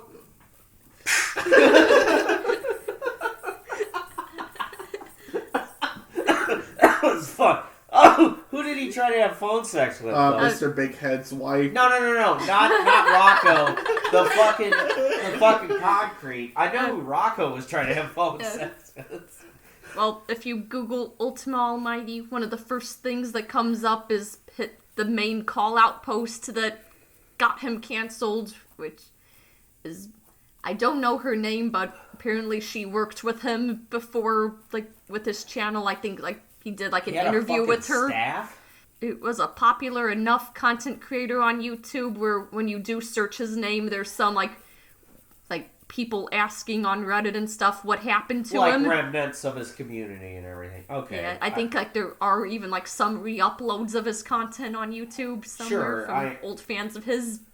Sure, and like speaking in it as a fan of some of some of my creators have been canceled for very good reasons in the past.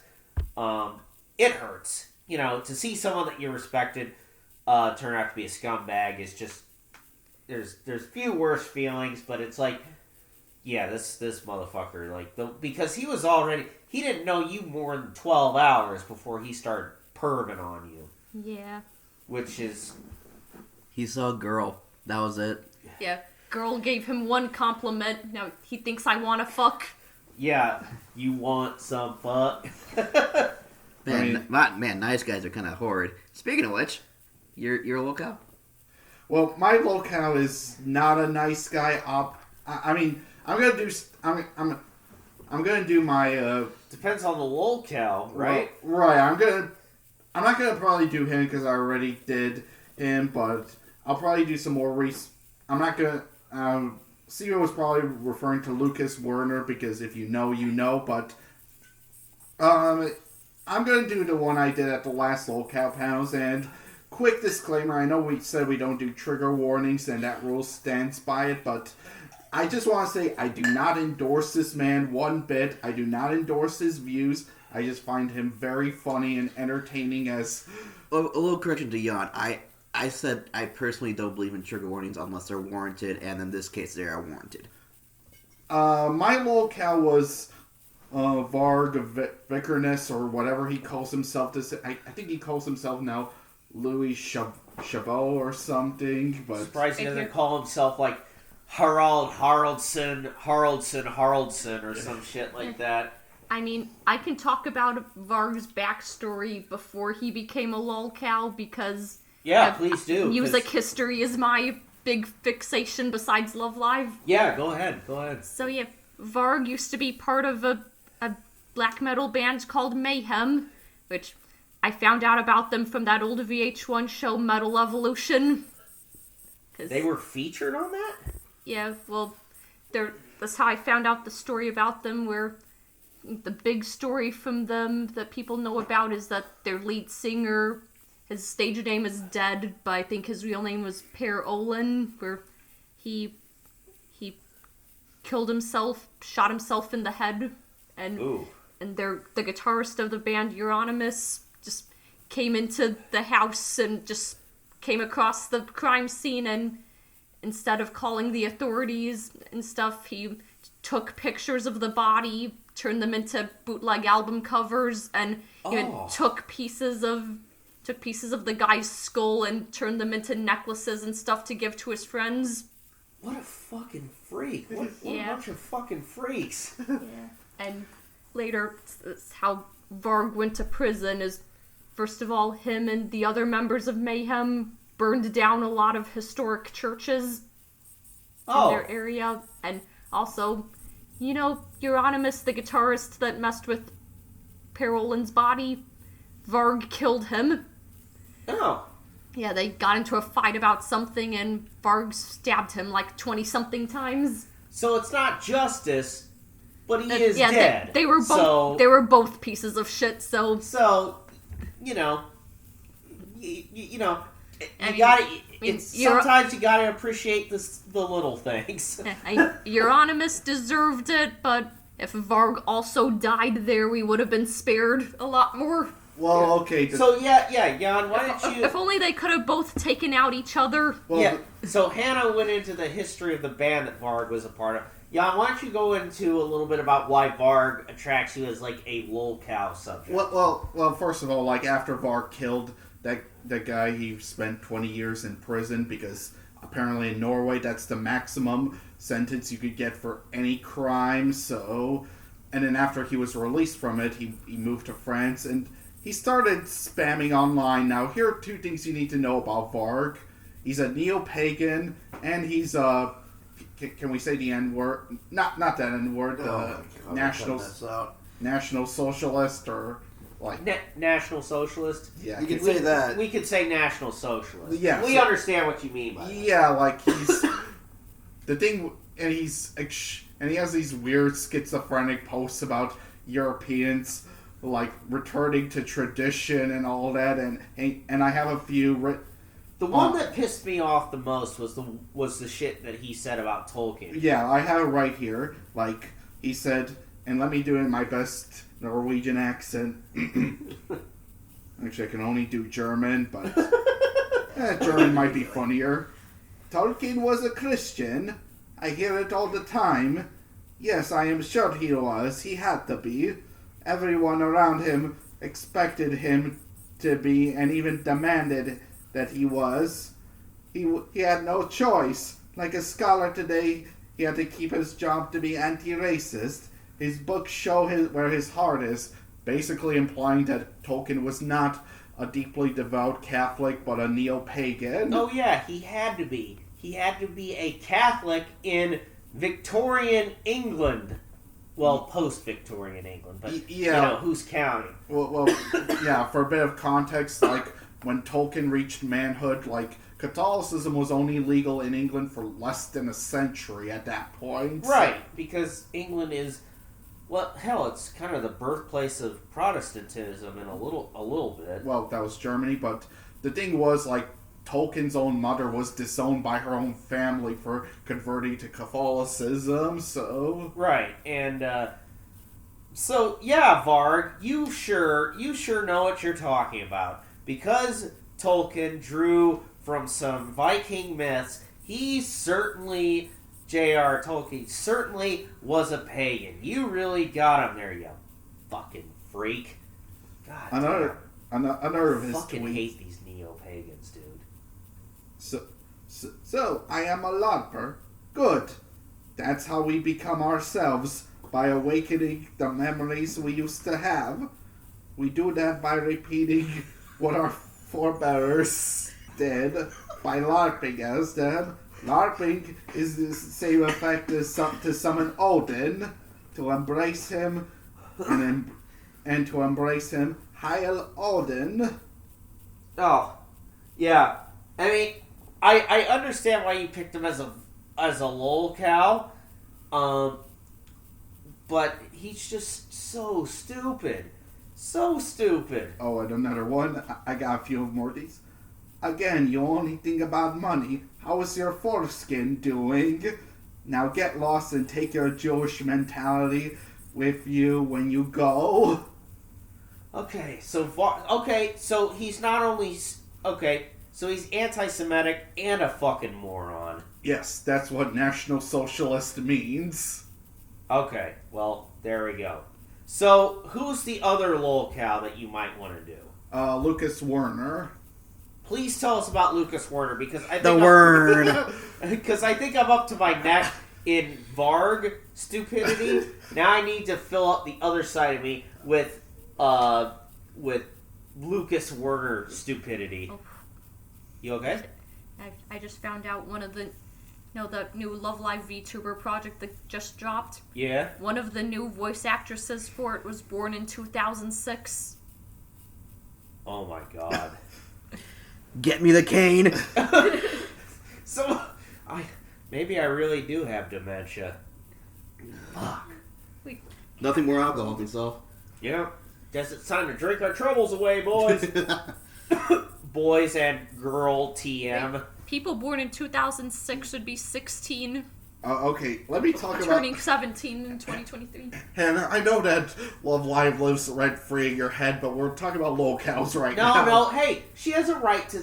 Come on, this is a free-form podcast. Sorry, I just saw the year Here, 2006 here. and one of Don't these worry voice about him. actresses Do not- and just freaked out. Just how old are people born in 2006 now? Apparently 16. 16, 17, Yeah, they'd be turning 17 this year. Right, and that scares me deeply. Yeah. Okay, now Jan, go back to your topic. And I was only kidding. I love you, Hannah, deeply. You better. You're the love of my life, Yeah, Hannah. because what are your other options? Goddamn. A prostitute. Get me the toaster. Anyway. All right. Anyways, funny enough, Lucas Werner was on the opposite end of the political spectrum, while Varg was a neo-Nazi. Werner was is like a hardcore communist. Oh, this one's gonna take some explaining because I also have some word knowledge.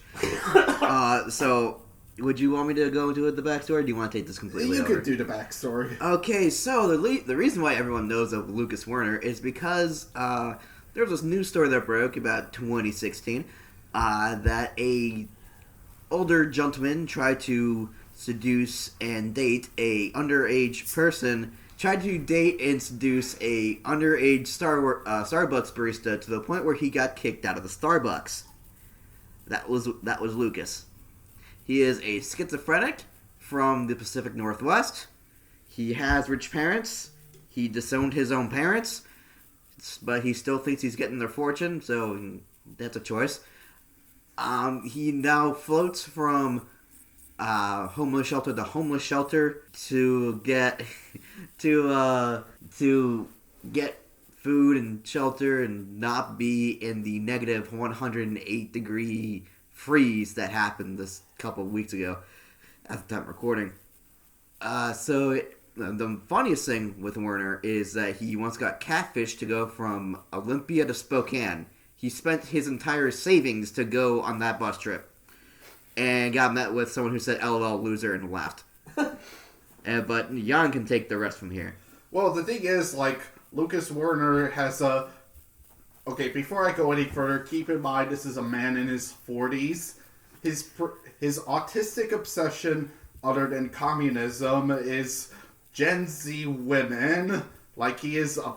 He thinks that he can't get a woman who's Gen Z, which, early 20s and whatnot, because of quote-unquote age phobia. Oh, God. Look, ageism can be a thing, but Werner's trying to use a well-known thing to try to get himself laid, so that's why we're making fun of Werner using it. And he also communicates his thoughts with these, poorly made memes that are obviously made on image flips, because I see the watermark, which one I found right here. It says, while he's trying to post seductively, keep in mind he's not only 40, but he's He's a chubby man. He is easily, nearly morbidly obese. Is he really? Have you seen some of the food he's consumed? I mean, I know what he looks like, but I must have seen like earlier pictures of him because he doesn't look that bad. He also takes the MySpace fat girl angle pictures. Oh, so he can kind of conceal it better. Yeah. Okay. Okay, my type is any gorgeous Gen Z woman who looks great in a skirt or jeans and gives a fuck about the important shit in life. Okay, what else? Okay, I'm gonna point this out. I guarantee you, this guy had a bigger birthday celebration for Billie Eilish's 18th than Billie Eilish did. Oh, you know it. But yeah, read us some more of Lucas Werner's greatest hits, because as you know, I love to hear some Lucas Werner bullshittery. All right, and I have the YouTuber Fatal Walter too, who introduced me to this. So, on the off chance that you listen to us, thank you, my man. Like, we're spreading the word about the Vern thanks to you. Pronounce the W a little bit more. It's a Wern. All right, another one of his posts. If Amazon was controlled by the workers, would a tornado have left 40 missing and presumed dead at an American distribution center at 3 a.m.? Think about it. I'm self-employed as a meme lord for...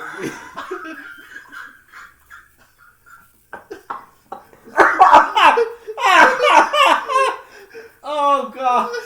Oh, no, he did not. I'm so meme lord.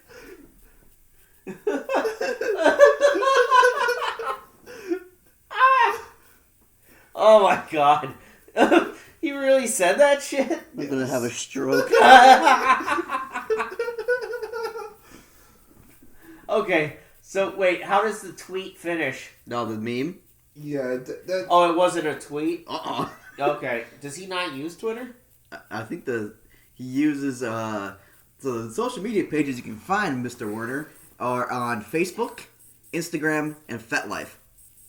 FetLife. Are you fucking for real? Nope. Yes, I am. Yeah, another big thing was that he used the bondage community to get laid, so... Wasn't he just like besides trying to find a much younger woman, he was just into very vanilla shit? Yeah, here's the thing about Werner that I think Jan is skipping a little bit. Werner has had phases through his life. So somehow this man got the good public of Olympia, Washington, and Spokane, Washington, to fund his college escapades that he never finished. And so because he was in college, he had the major Redditor thing about using big words even though he did not know what they meant.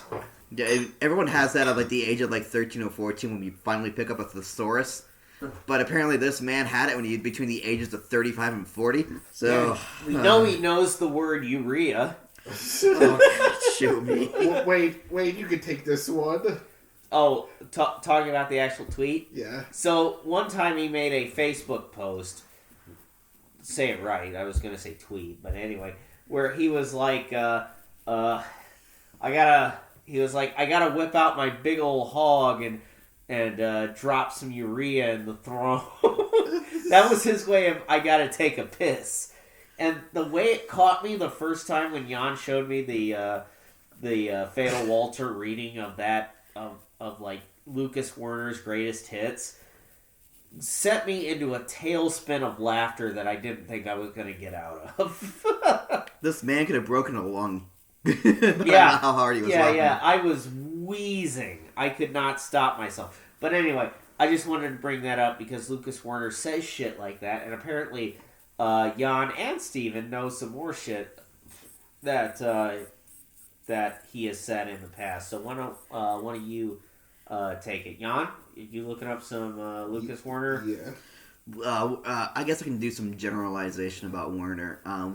What this guy does, like everyone who should know about the capital N capital G nice guy, where they think that by being nice they are owed sexual favors and activities. Horrific mentality. Excuse me.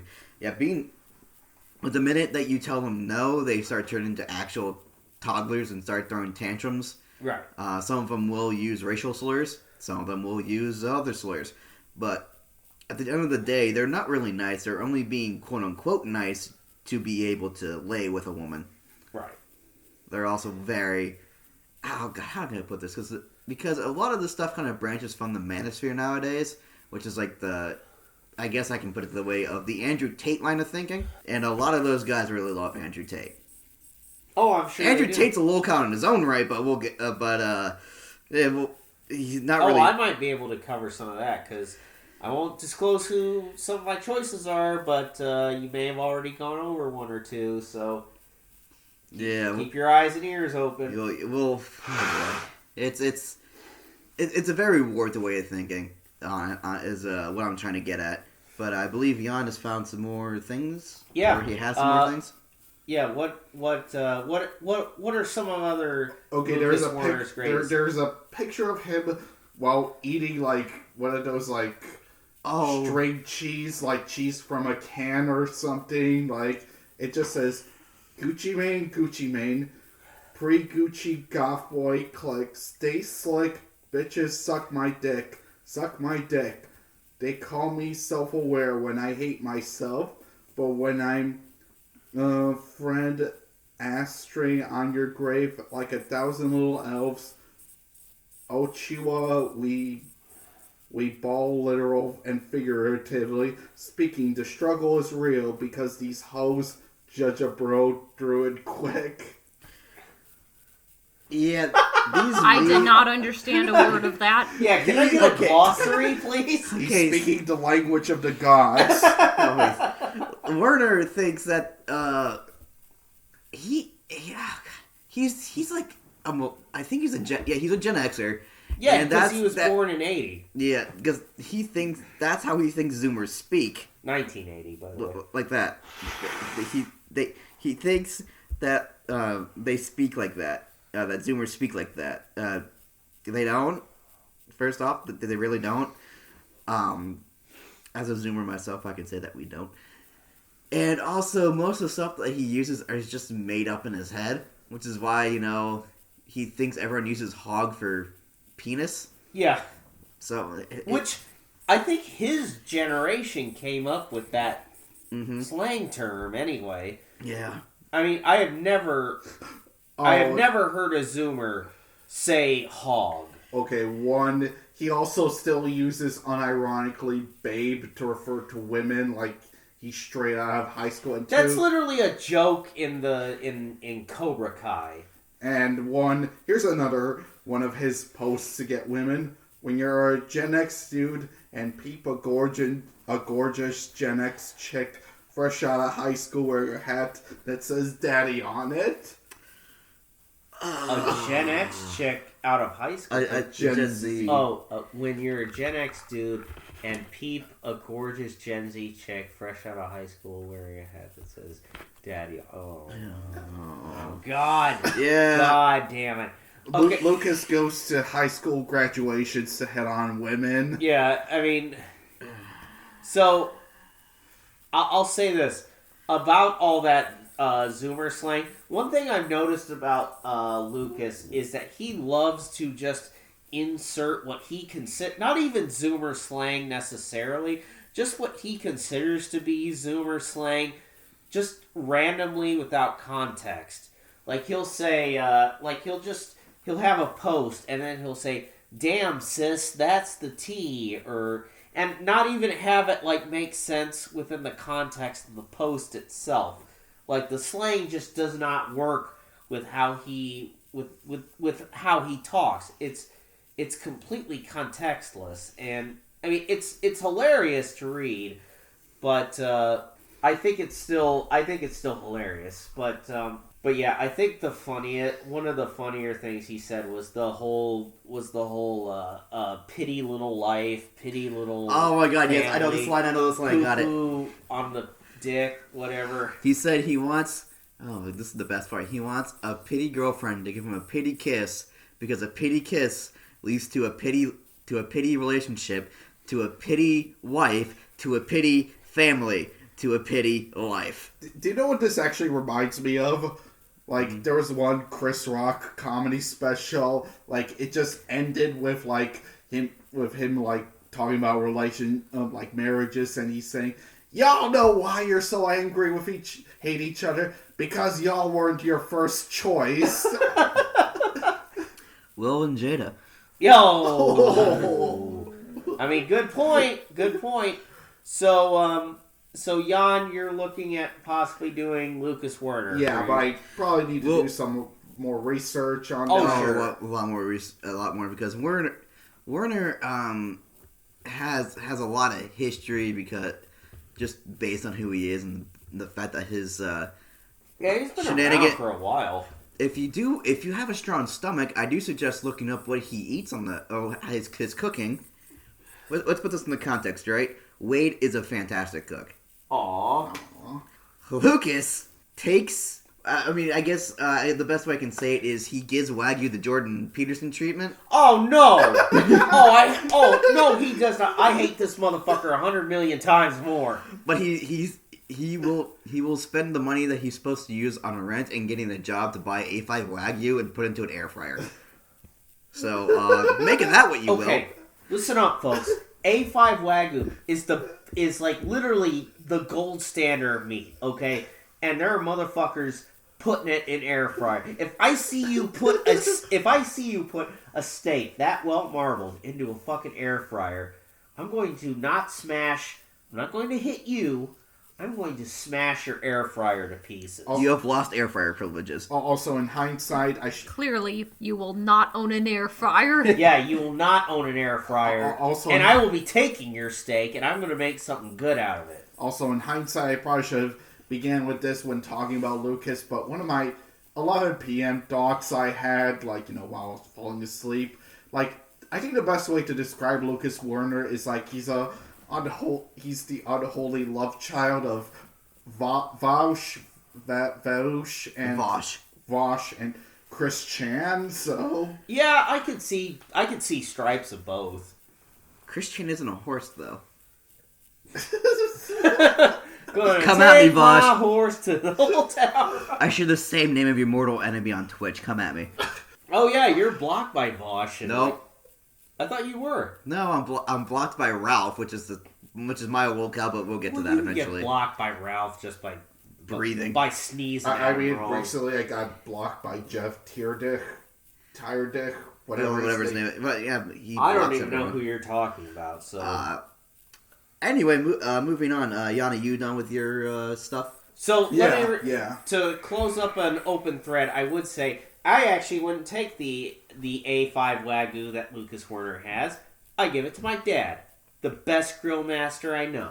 Oh. I'd let him grill it because I know he would do. First of all, he'd do better than me with it because he taught me everything I know about grilling. He'd also probably beat Wade if he put the A5 in an air fryer. Dude, my dad would fucking kill me, and at my funeral, I'd be like, "Hey, don't cry. I had this shit coming." So yeah, but that's on me. Yeah, that'll be carved on my tombstone. Don't cry for me, bro. This shit was on me. Cry for the A5. Yeah, cry for the A5. I mean, the last episode of King of the Hill, I think that's just Wade's childhood in a nutshell. What do we do if someone asks for their steak well done? We ask them politely yet firmly to leave. Anyway, so I'll be honest, unlike Jan or Hannah, or definitely not Steven, I have no idea who I'm going to be doing my lolcow presentation on. There are lots of folks that I am sort of putting out feelers on who I want to talk about. I'll talk about the two biggest, not even really ones that I think I'm going to stick with, just ones that I've been talking about in the past, like, week, or been researching in the past week of people who I've wanted to do. The first one, so I'll do the one that was kind of like popped into my head as someone that I would want to do, and then I'll talk about the one that's kind of got more of my attention. But so that first one, to any of my old heads on the internet here, how many of y'all remember a gal named Tila Tequila? Ooh.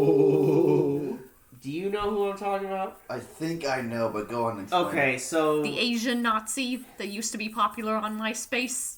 So, spoiler alert, Hannah. Anyway, no, that's a good description. Anyway, so Tila Tequila, I'll just go with her I think first. she was like one of the first Instagram thoughts before Instagram existed. Yes, absolutely. She was actually A MySpace thought.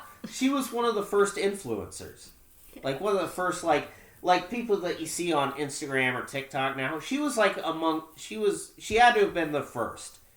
In fact, we'll just call her the first. She started on MySpace, then she got kind of a modeling career out of that. She got a reality TV show out of it. She got some cameos in some TV shows and movies and whatnot. Starting around, but then, the 2000s, this was all during the 2000s. So this is before TikTok or Instagram. This is all MySpace and early Facebook.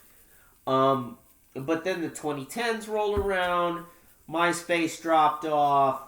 Tila Tequila kind of got left in the dust. But then she took a really odd turn and started doing a lot of bizarre stuff. What she's known for is making very, I won't say who that she's referencing, but has made a lot of anti-Semitic comments, has gone really off the rails, and now she thinks that she's God or like an angel in certain ways. Jan, you know what I'm talking about, right? Yeah. Just a lot of crazy stuff. That's someone who I thought of, and I actually saw a really interesting video about her decline in her career, and that's kind of what drew me, because in a way, she fits the description of a lolcow, because all this stuff is coming out of the internet right now. But the person that I've got more of my eye on, so that's all I got to say about Tila Tequila. I might do her as a subject. We'll see what happens.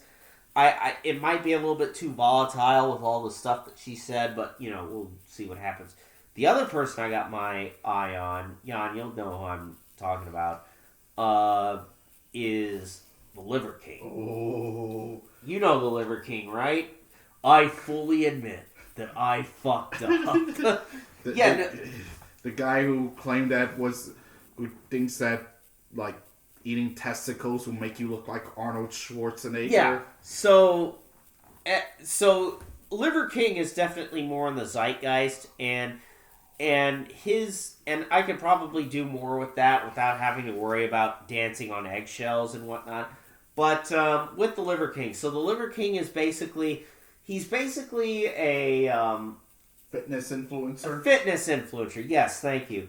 Whose whole thing is that if you have a diet that is just composed of very rich in iron kind of meat parts, so like liver, testicles, animal penis. In other words, the Fear Factor diet. Yeah. Organ. It's basically organ meat. Animal organ meat. You can achieve a kind of like a physique that you can't attain normally. And not only does he do that, but he also embraced a lot of other bizarre health tech. He would lay naked in the sun and sun his balls. Did you ever hear about that? Oh, yeah. There's a bad place to get a sunburn. But, so, he was really big in, end of 21, really big through 2022. Towards the end of 2022, he got caught in a steroid scandal, and he gave an apology so disingenuous that you simply couldn't believe it. He's still going though. Well, I think he's being sued for all his fortune, which I'll say one thing that was probably ironic. I believed part of his apology just because of how shitty his apology was. Like, to him, he said, I am new to this internet shit. Which, that I believe that because this is basically the YouTube apology that, I don't know, you make when you suggest kids going to a gambling site or something. Yeah, but it's the caveman version of it. Yeah, the anacro-primitive version. I told my tribe to go out of the cave, and I fully admit that I fucked up when all my tribesmen got trampled by those mammoths. I was pissed off when my clan adapted agriculture instead of living on hunting and gathering. Yeah, Liver King reminds me so much of those anarcho-primitivist memes, where it's like when you see someone eating a fruit and shitting out the seeds, so you execute him because he's trying to start agriculture. But, so yeah, Liver King is kind of interesting because he sits at kind of the intersection of all these different, like, kind of trends that are going on right now, like kind of the paleo diet, a little bit in the manosphere, not completely in the kind of adjacent to that, and plus he's just a funny individual because he was practically begging to be on Joe Rogan's podcast, and Joe Rogan just would not have him. I find that particularly hilarious. Like, of all the weirdos and schizos that go on Joe Rogan, he was the one that was not allowed. Well, he ran it. Well, he went to a fight that he was commenting on over in Las Vegas, and had his people try to get him on the podcast. But yeah, those two are the main ones that I'm thinking about doing. Tila Tequila right now. Tila Tequila and Liver King. I mean, I kind of think that Joe Rogan probably didn't want him because after letting Dan Bilzerian on the show, he probably vents out obvious con men better, so... Yeah, even though, interestingly enough, the Bilzerian episode is among the top 3 most watched episodes that he's ever done. Well, yeah, I think that episode got more traction after it was revealed that Bilzerian didn't become a billionaire from poker. I know, shocking. He was like a trust fund baby, so... What's interesting about Bilzerian is that his father... everyone's, talked about how Bilzerian lied about his Navy SEAL service. Yeah. Bilzerian's father is a Vietnam veteran. Oh. And has actually been awarded the Silver Star. Oh. So it's like, his dad is no joke. So, I don't know, I find that kind of interesting. Yes, then why is his son such a joke? Because look at him. I mean, it's silver spoon in his mouth, like... On the off chance I become a millionaire and have kids, I'll make sure that they only live in a log cabin, so... Oh yeah, you're taking the Tristan Tate route. Which, by the way, yes, I'll say, I've given thought to doing the Tates as well, but the Tates are kind of played out, and plus, I don't want to, we'll have to see what happens with the Tates, but like... I know, that's why I don't know about if I do the Wonder Bread guy, because I feel like everybody knows the Wonder Bread guy. Yeah. I mean... Do you know the Muffin Man? I mean, here's how badly the Tates are played out, that even a former member of Team 4-Star, the DBC Abridged guys, didn't want to parody one of his tweets in a Vegeta voice, because that's how played out it is.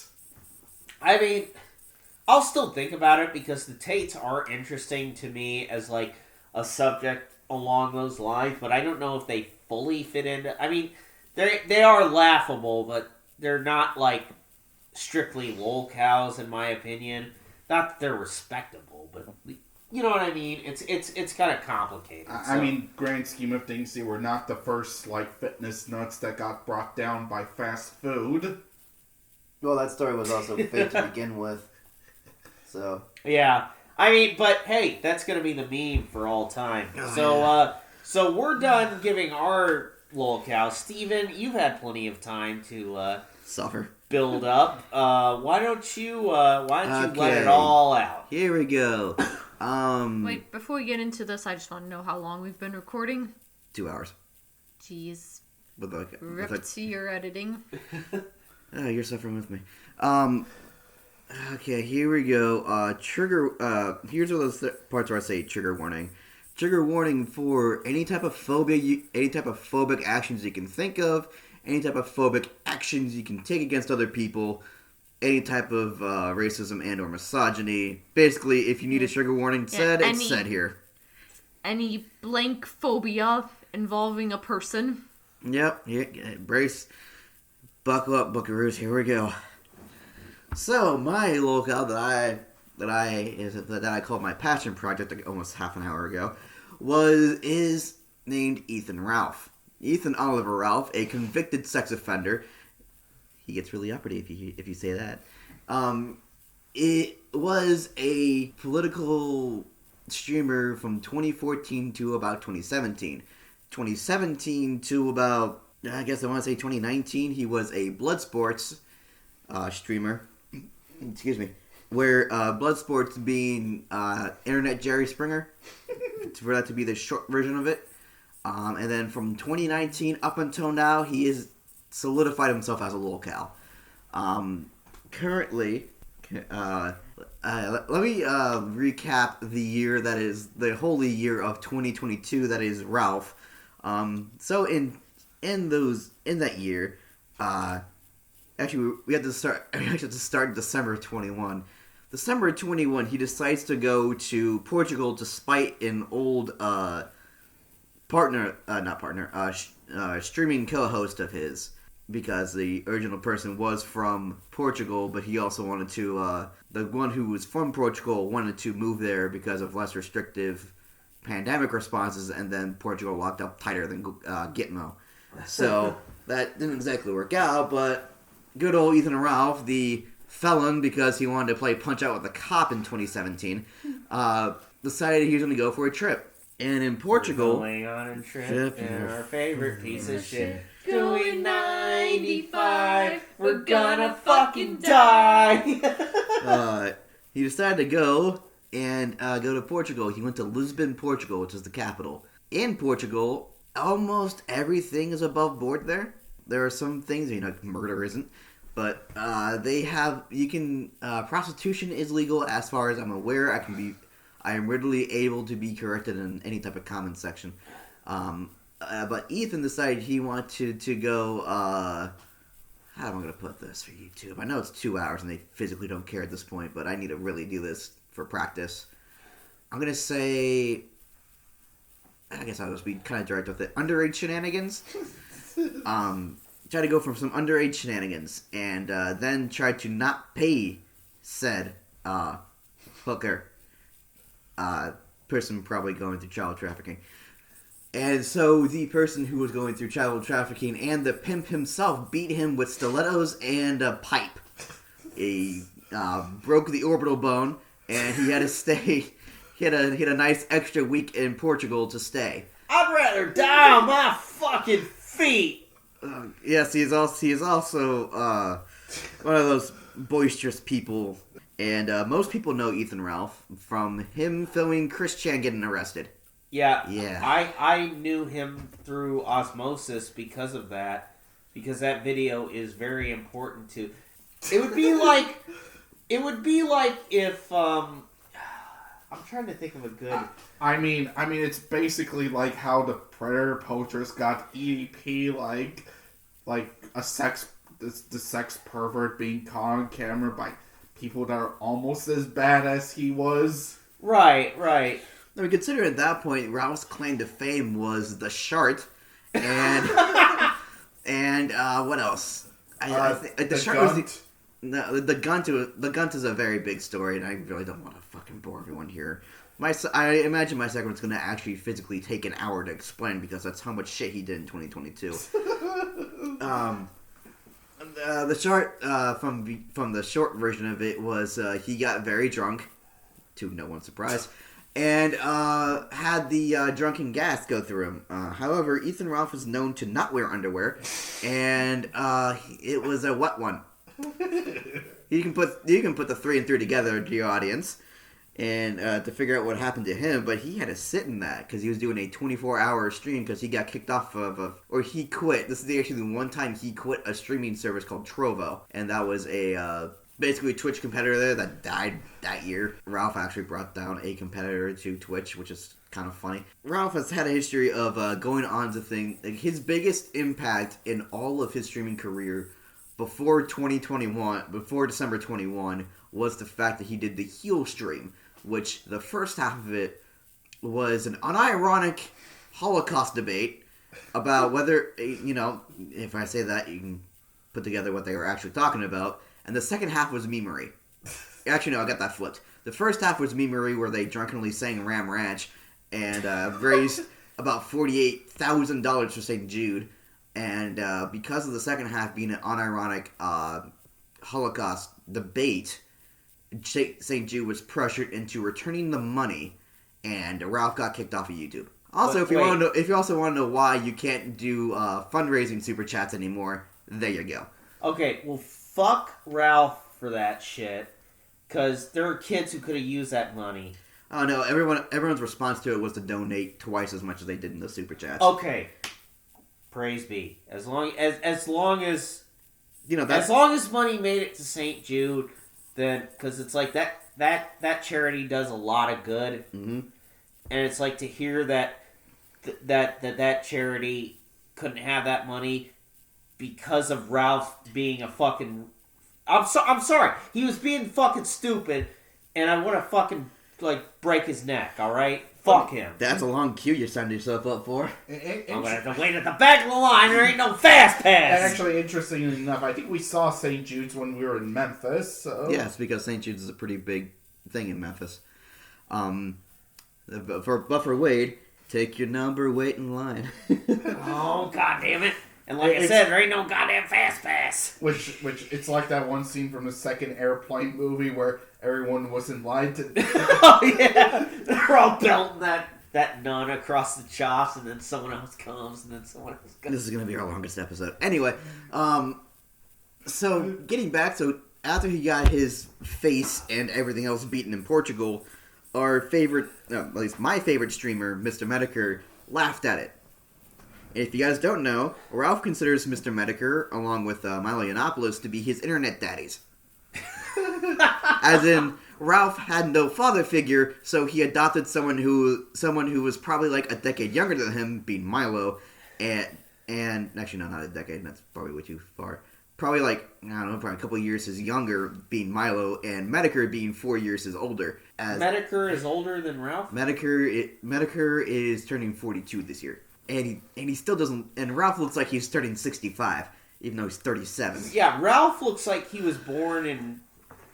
I think he voted. He looks like he voted for Reagan. That's how old he is. Yeah, he was born in. Yeah. Anyway, okay. So getting back on track. After Medicare laughed at him, they went onto a channel. They went on Matt Jarbo's Boulder Cast, which.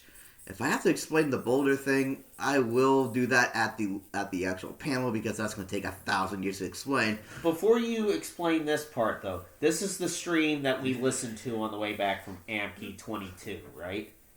Yes. Okay.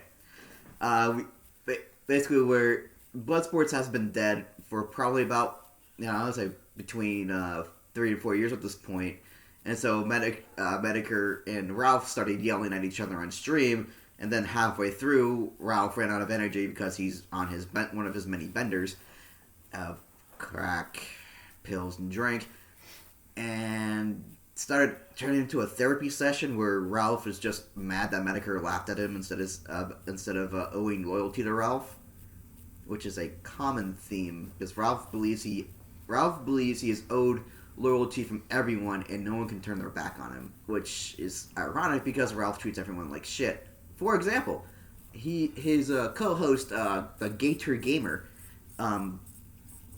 get it? Gamergate, Gator Gamer, a little bit of a pun there.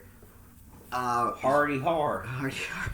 Ralph was making in his heyday of internet blood sports, making probably about $15K per stream, $15,000. 3 streams and he pays off my college debt. Back in the day, he was paying his co-host Gator $150 to $200 a month, and Ralph would take home the lion's share, much like what's his face, fucking Wings wanted to do when he went up against the Call of Duty guy. Oh, yeah. I mean, this feels like the streaming equivalent of a sweatshop or something. Especially when you know that Gator basically built all the back end for Ralph, like the Discord to Google Hangout bot that he had to create from the ground up, everything like that. So he was essentially in a sweatshop, working for the fat capitalist that every Marxist thinks that we're doing. Did he? I don't mean to put the blame on Gator at all, but did he ever ask Ralph, "Hey, can you increase my wage?" No, he didn't because he thought he wasn't getting. He thought he was He didn't think Ralph was making all that much at the beginning, but he hid his earnings anyway. Yeah, Ralph hid his earnings anyway. Okay, all right, I understand in that case. Yeah, I mean, not to. Yeah, a whole bunch of that makes it okay. Yeah, obviously, it doesn't. It does not. But getting back to it, riding right back to now, Ralph being angry in the therapy session, and then we go into the next month. This is where it gets foggy because every time Medicare would do the Chud Bud year, the year of the Chud, 2022, those tunes are awesome. We had 2 separate people, like Acer Thorne squawking like a turkey on live stream, and then you had Jack Murphy at the very at the tail end, at the very beginning of 22, where he was that's an entire thing. Look up Jack Murphy meltdown. You'll find videos upon videos about that. Ralph kind of started the same way because every time he melt down, we have March. He was doing the March. He just started to set himself on fire and start burning bridges. He did that. He got in trouble with his. Oh yeah, that's when the stuff with his ex-girlfriend Faith started, where he just didn't want tried to pawn off the his ex and his son to the father-in-law and just never see his son again. Then comes down to the month of AIDS, where Ralph forced himself on a girl from Ice Poseidon 2. All you need to know about Ice Poseidon 2 is that Ice Poseidon, the IRL streamer, has a second group of idiots under his wing, who one of them had HIV/AIDS, and then it's because everyone in IP2 fucks each other, everyone now has AIDS, and then Ralph has AIDS. Yeah. You have AIDS. Yes, you have AIDS. Not HIV, but whole-blown AIDS. Yeah, he got AIDS because a month ago he admitted that he forced himself on that girl from Ice Poseidon 2. So now he kind of just admitted that he has AIDS. Good job, retard. And then he set himself on fire there. He holds a bowling spectacular where he gets decked in the face and gets called Rape It Ralph. What month was the bowling event? April or March or April, one of the two, or May. Jesus, it wasn't even that long after you first introduced us to him. No, it wasn't. It was a thing. I may also get my timeline wrong because Ralph has set himself on fire in such a spectacular way that you cannot actually keep up with it. Yeah, that's the thing. He is the rolling, burning Ohio River of fuck-ups. And, oh, good God. That's the thing. That's what's made getting into this whole saga so difficult. I mean, I appreciate that compilation stream of Medicars. It's 12 hours. No, it's only oh wait, is it It's 11 hours, 50 minutes. Oh fuck, you're right. And I'm only at hour 6, but it's made it far easier to understand exactly what's going on, because every time you talk about Ralph, you introduce new characters to it that I have never heard of before. Like Tonka Saw. I didn't know who Tonka Saw was until a month ago when you were talking about Ralph in the context of Tonka Saw. And I barely understood who Gator was, other than Ralph shouts his name like Guts shouts Griffith from Berserk. Yeah, I just know these names as almost as vocalizations that Ralph just makes on the fly, like Warski, Gator, Ricada, But we all Actually, I we knew all, about we all Nick Metaker. Actually, I knew about Nick Ricada for at least since 2019. So yeah. Okay, so getting back on the Ralph train, in the summer of 2022, he goes back to Portugal. There was a streamer named Cog. He brought his friend Dan along with him for, two people are better than one to try to find the big Lord American in the country of Portugal. And the goal was for those two was just to film Ralph in Portugal just to make fun of how fat he was. Ralph caught wind of that and then tried to go fight them. The first opponent Got beat the fuck down. Yeah, he got beat down because Ralph tried to fight them. Dan is an actual fighter, and Ralph is just the country bumpkin who thinks he can fight. I mean, I think Ralph has the inverse of like the Undertaker streak. Like instead of counting on how many people he's won, just how many people was beating him up. Oh, I mean, I got a different story which I'll have to backtrack a little bit. But Ralph ended up getting beaten into the Lisbon streets to where he got spill out, and the gun came to full show. And Dan tried to walk away, but Ralph and his signature move spat blood on him, and then Dan almost beat him to actual death.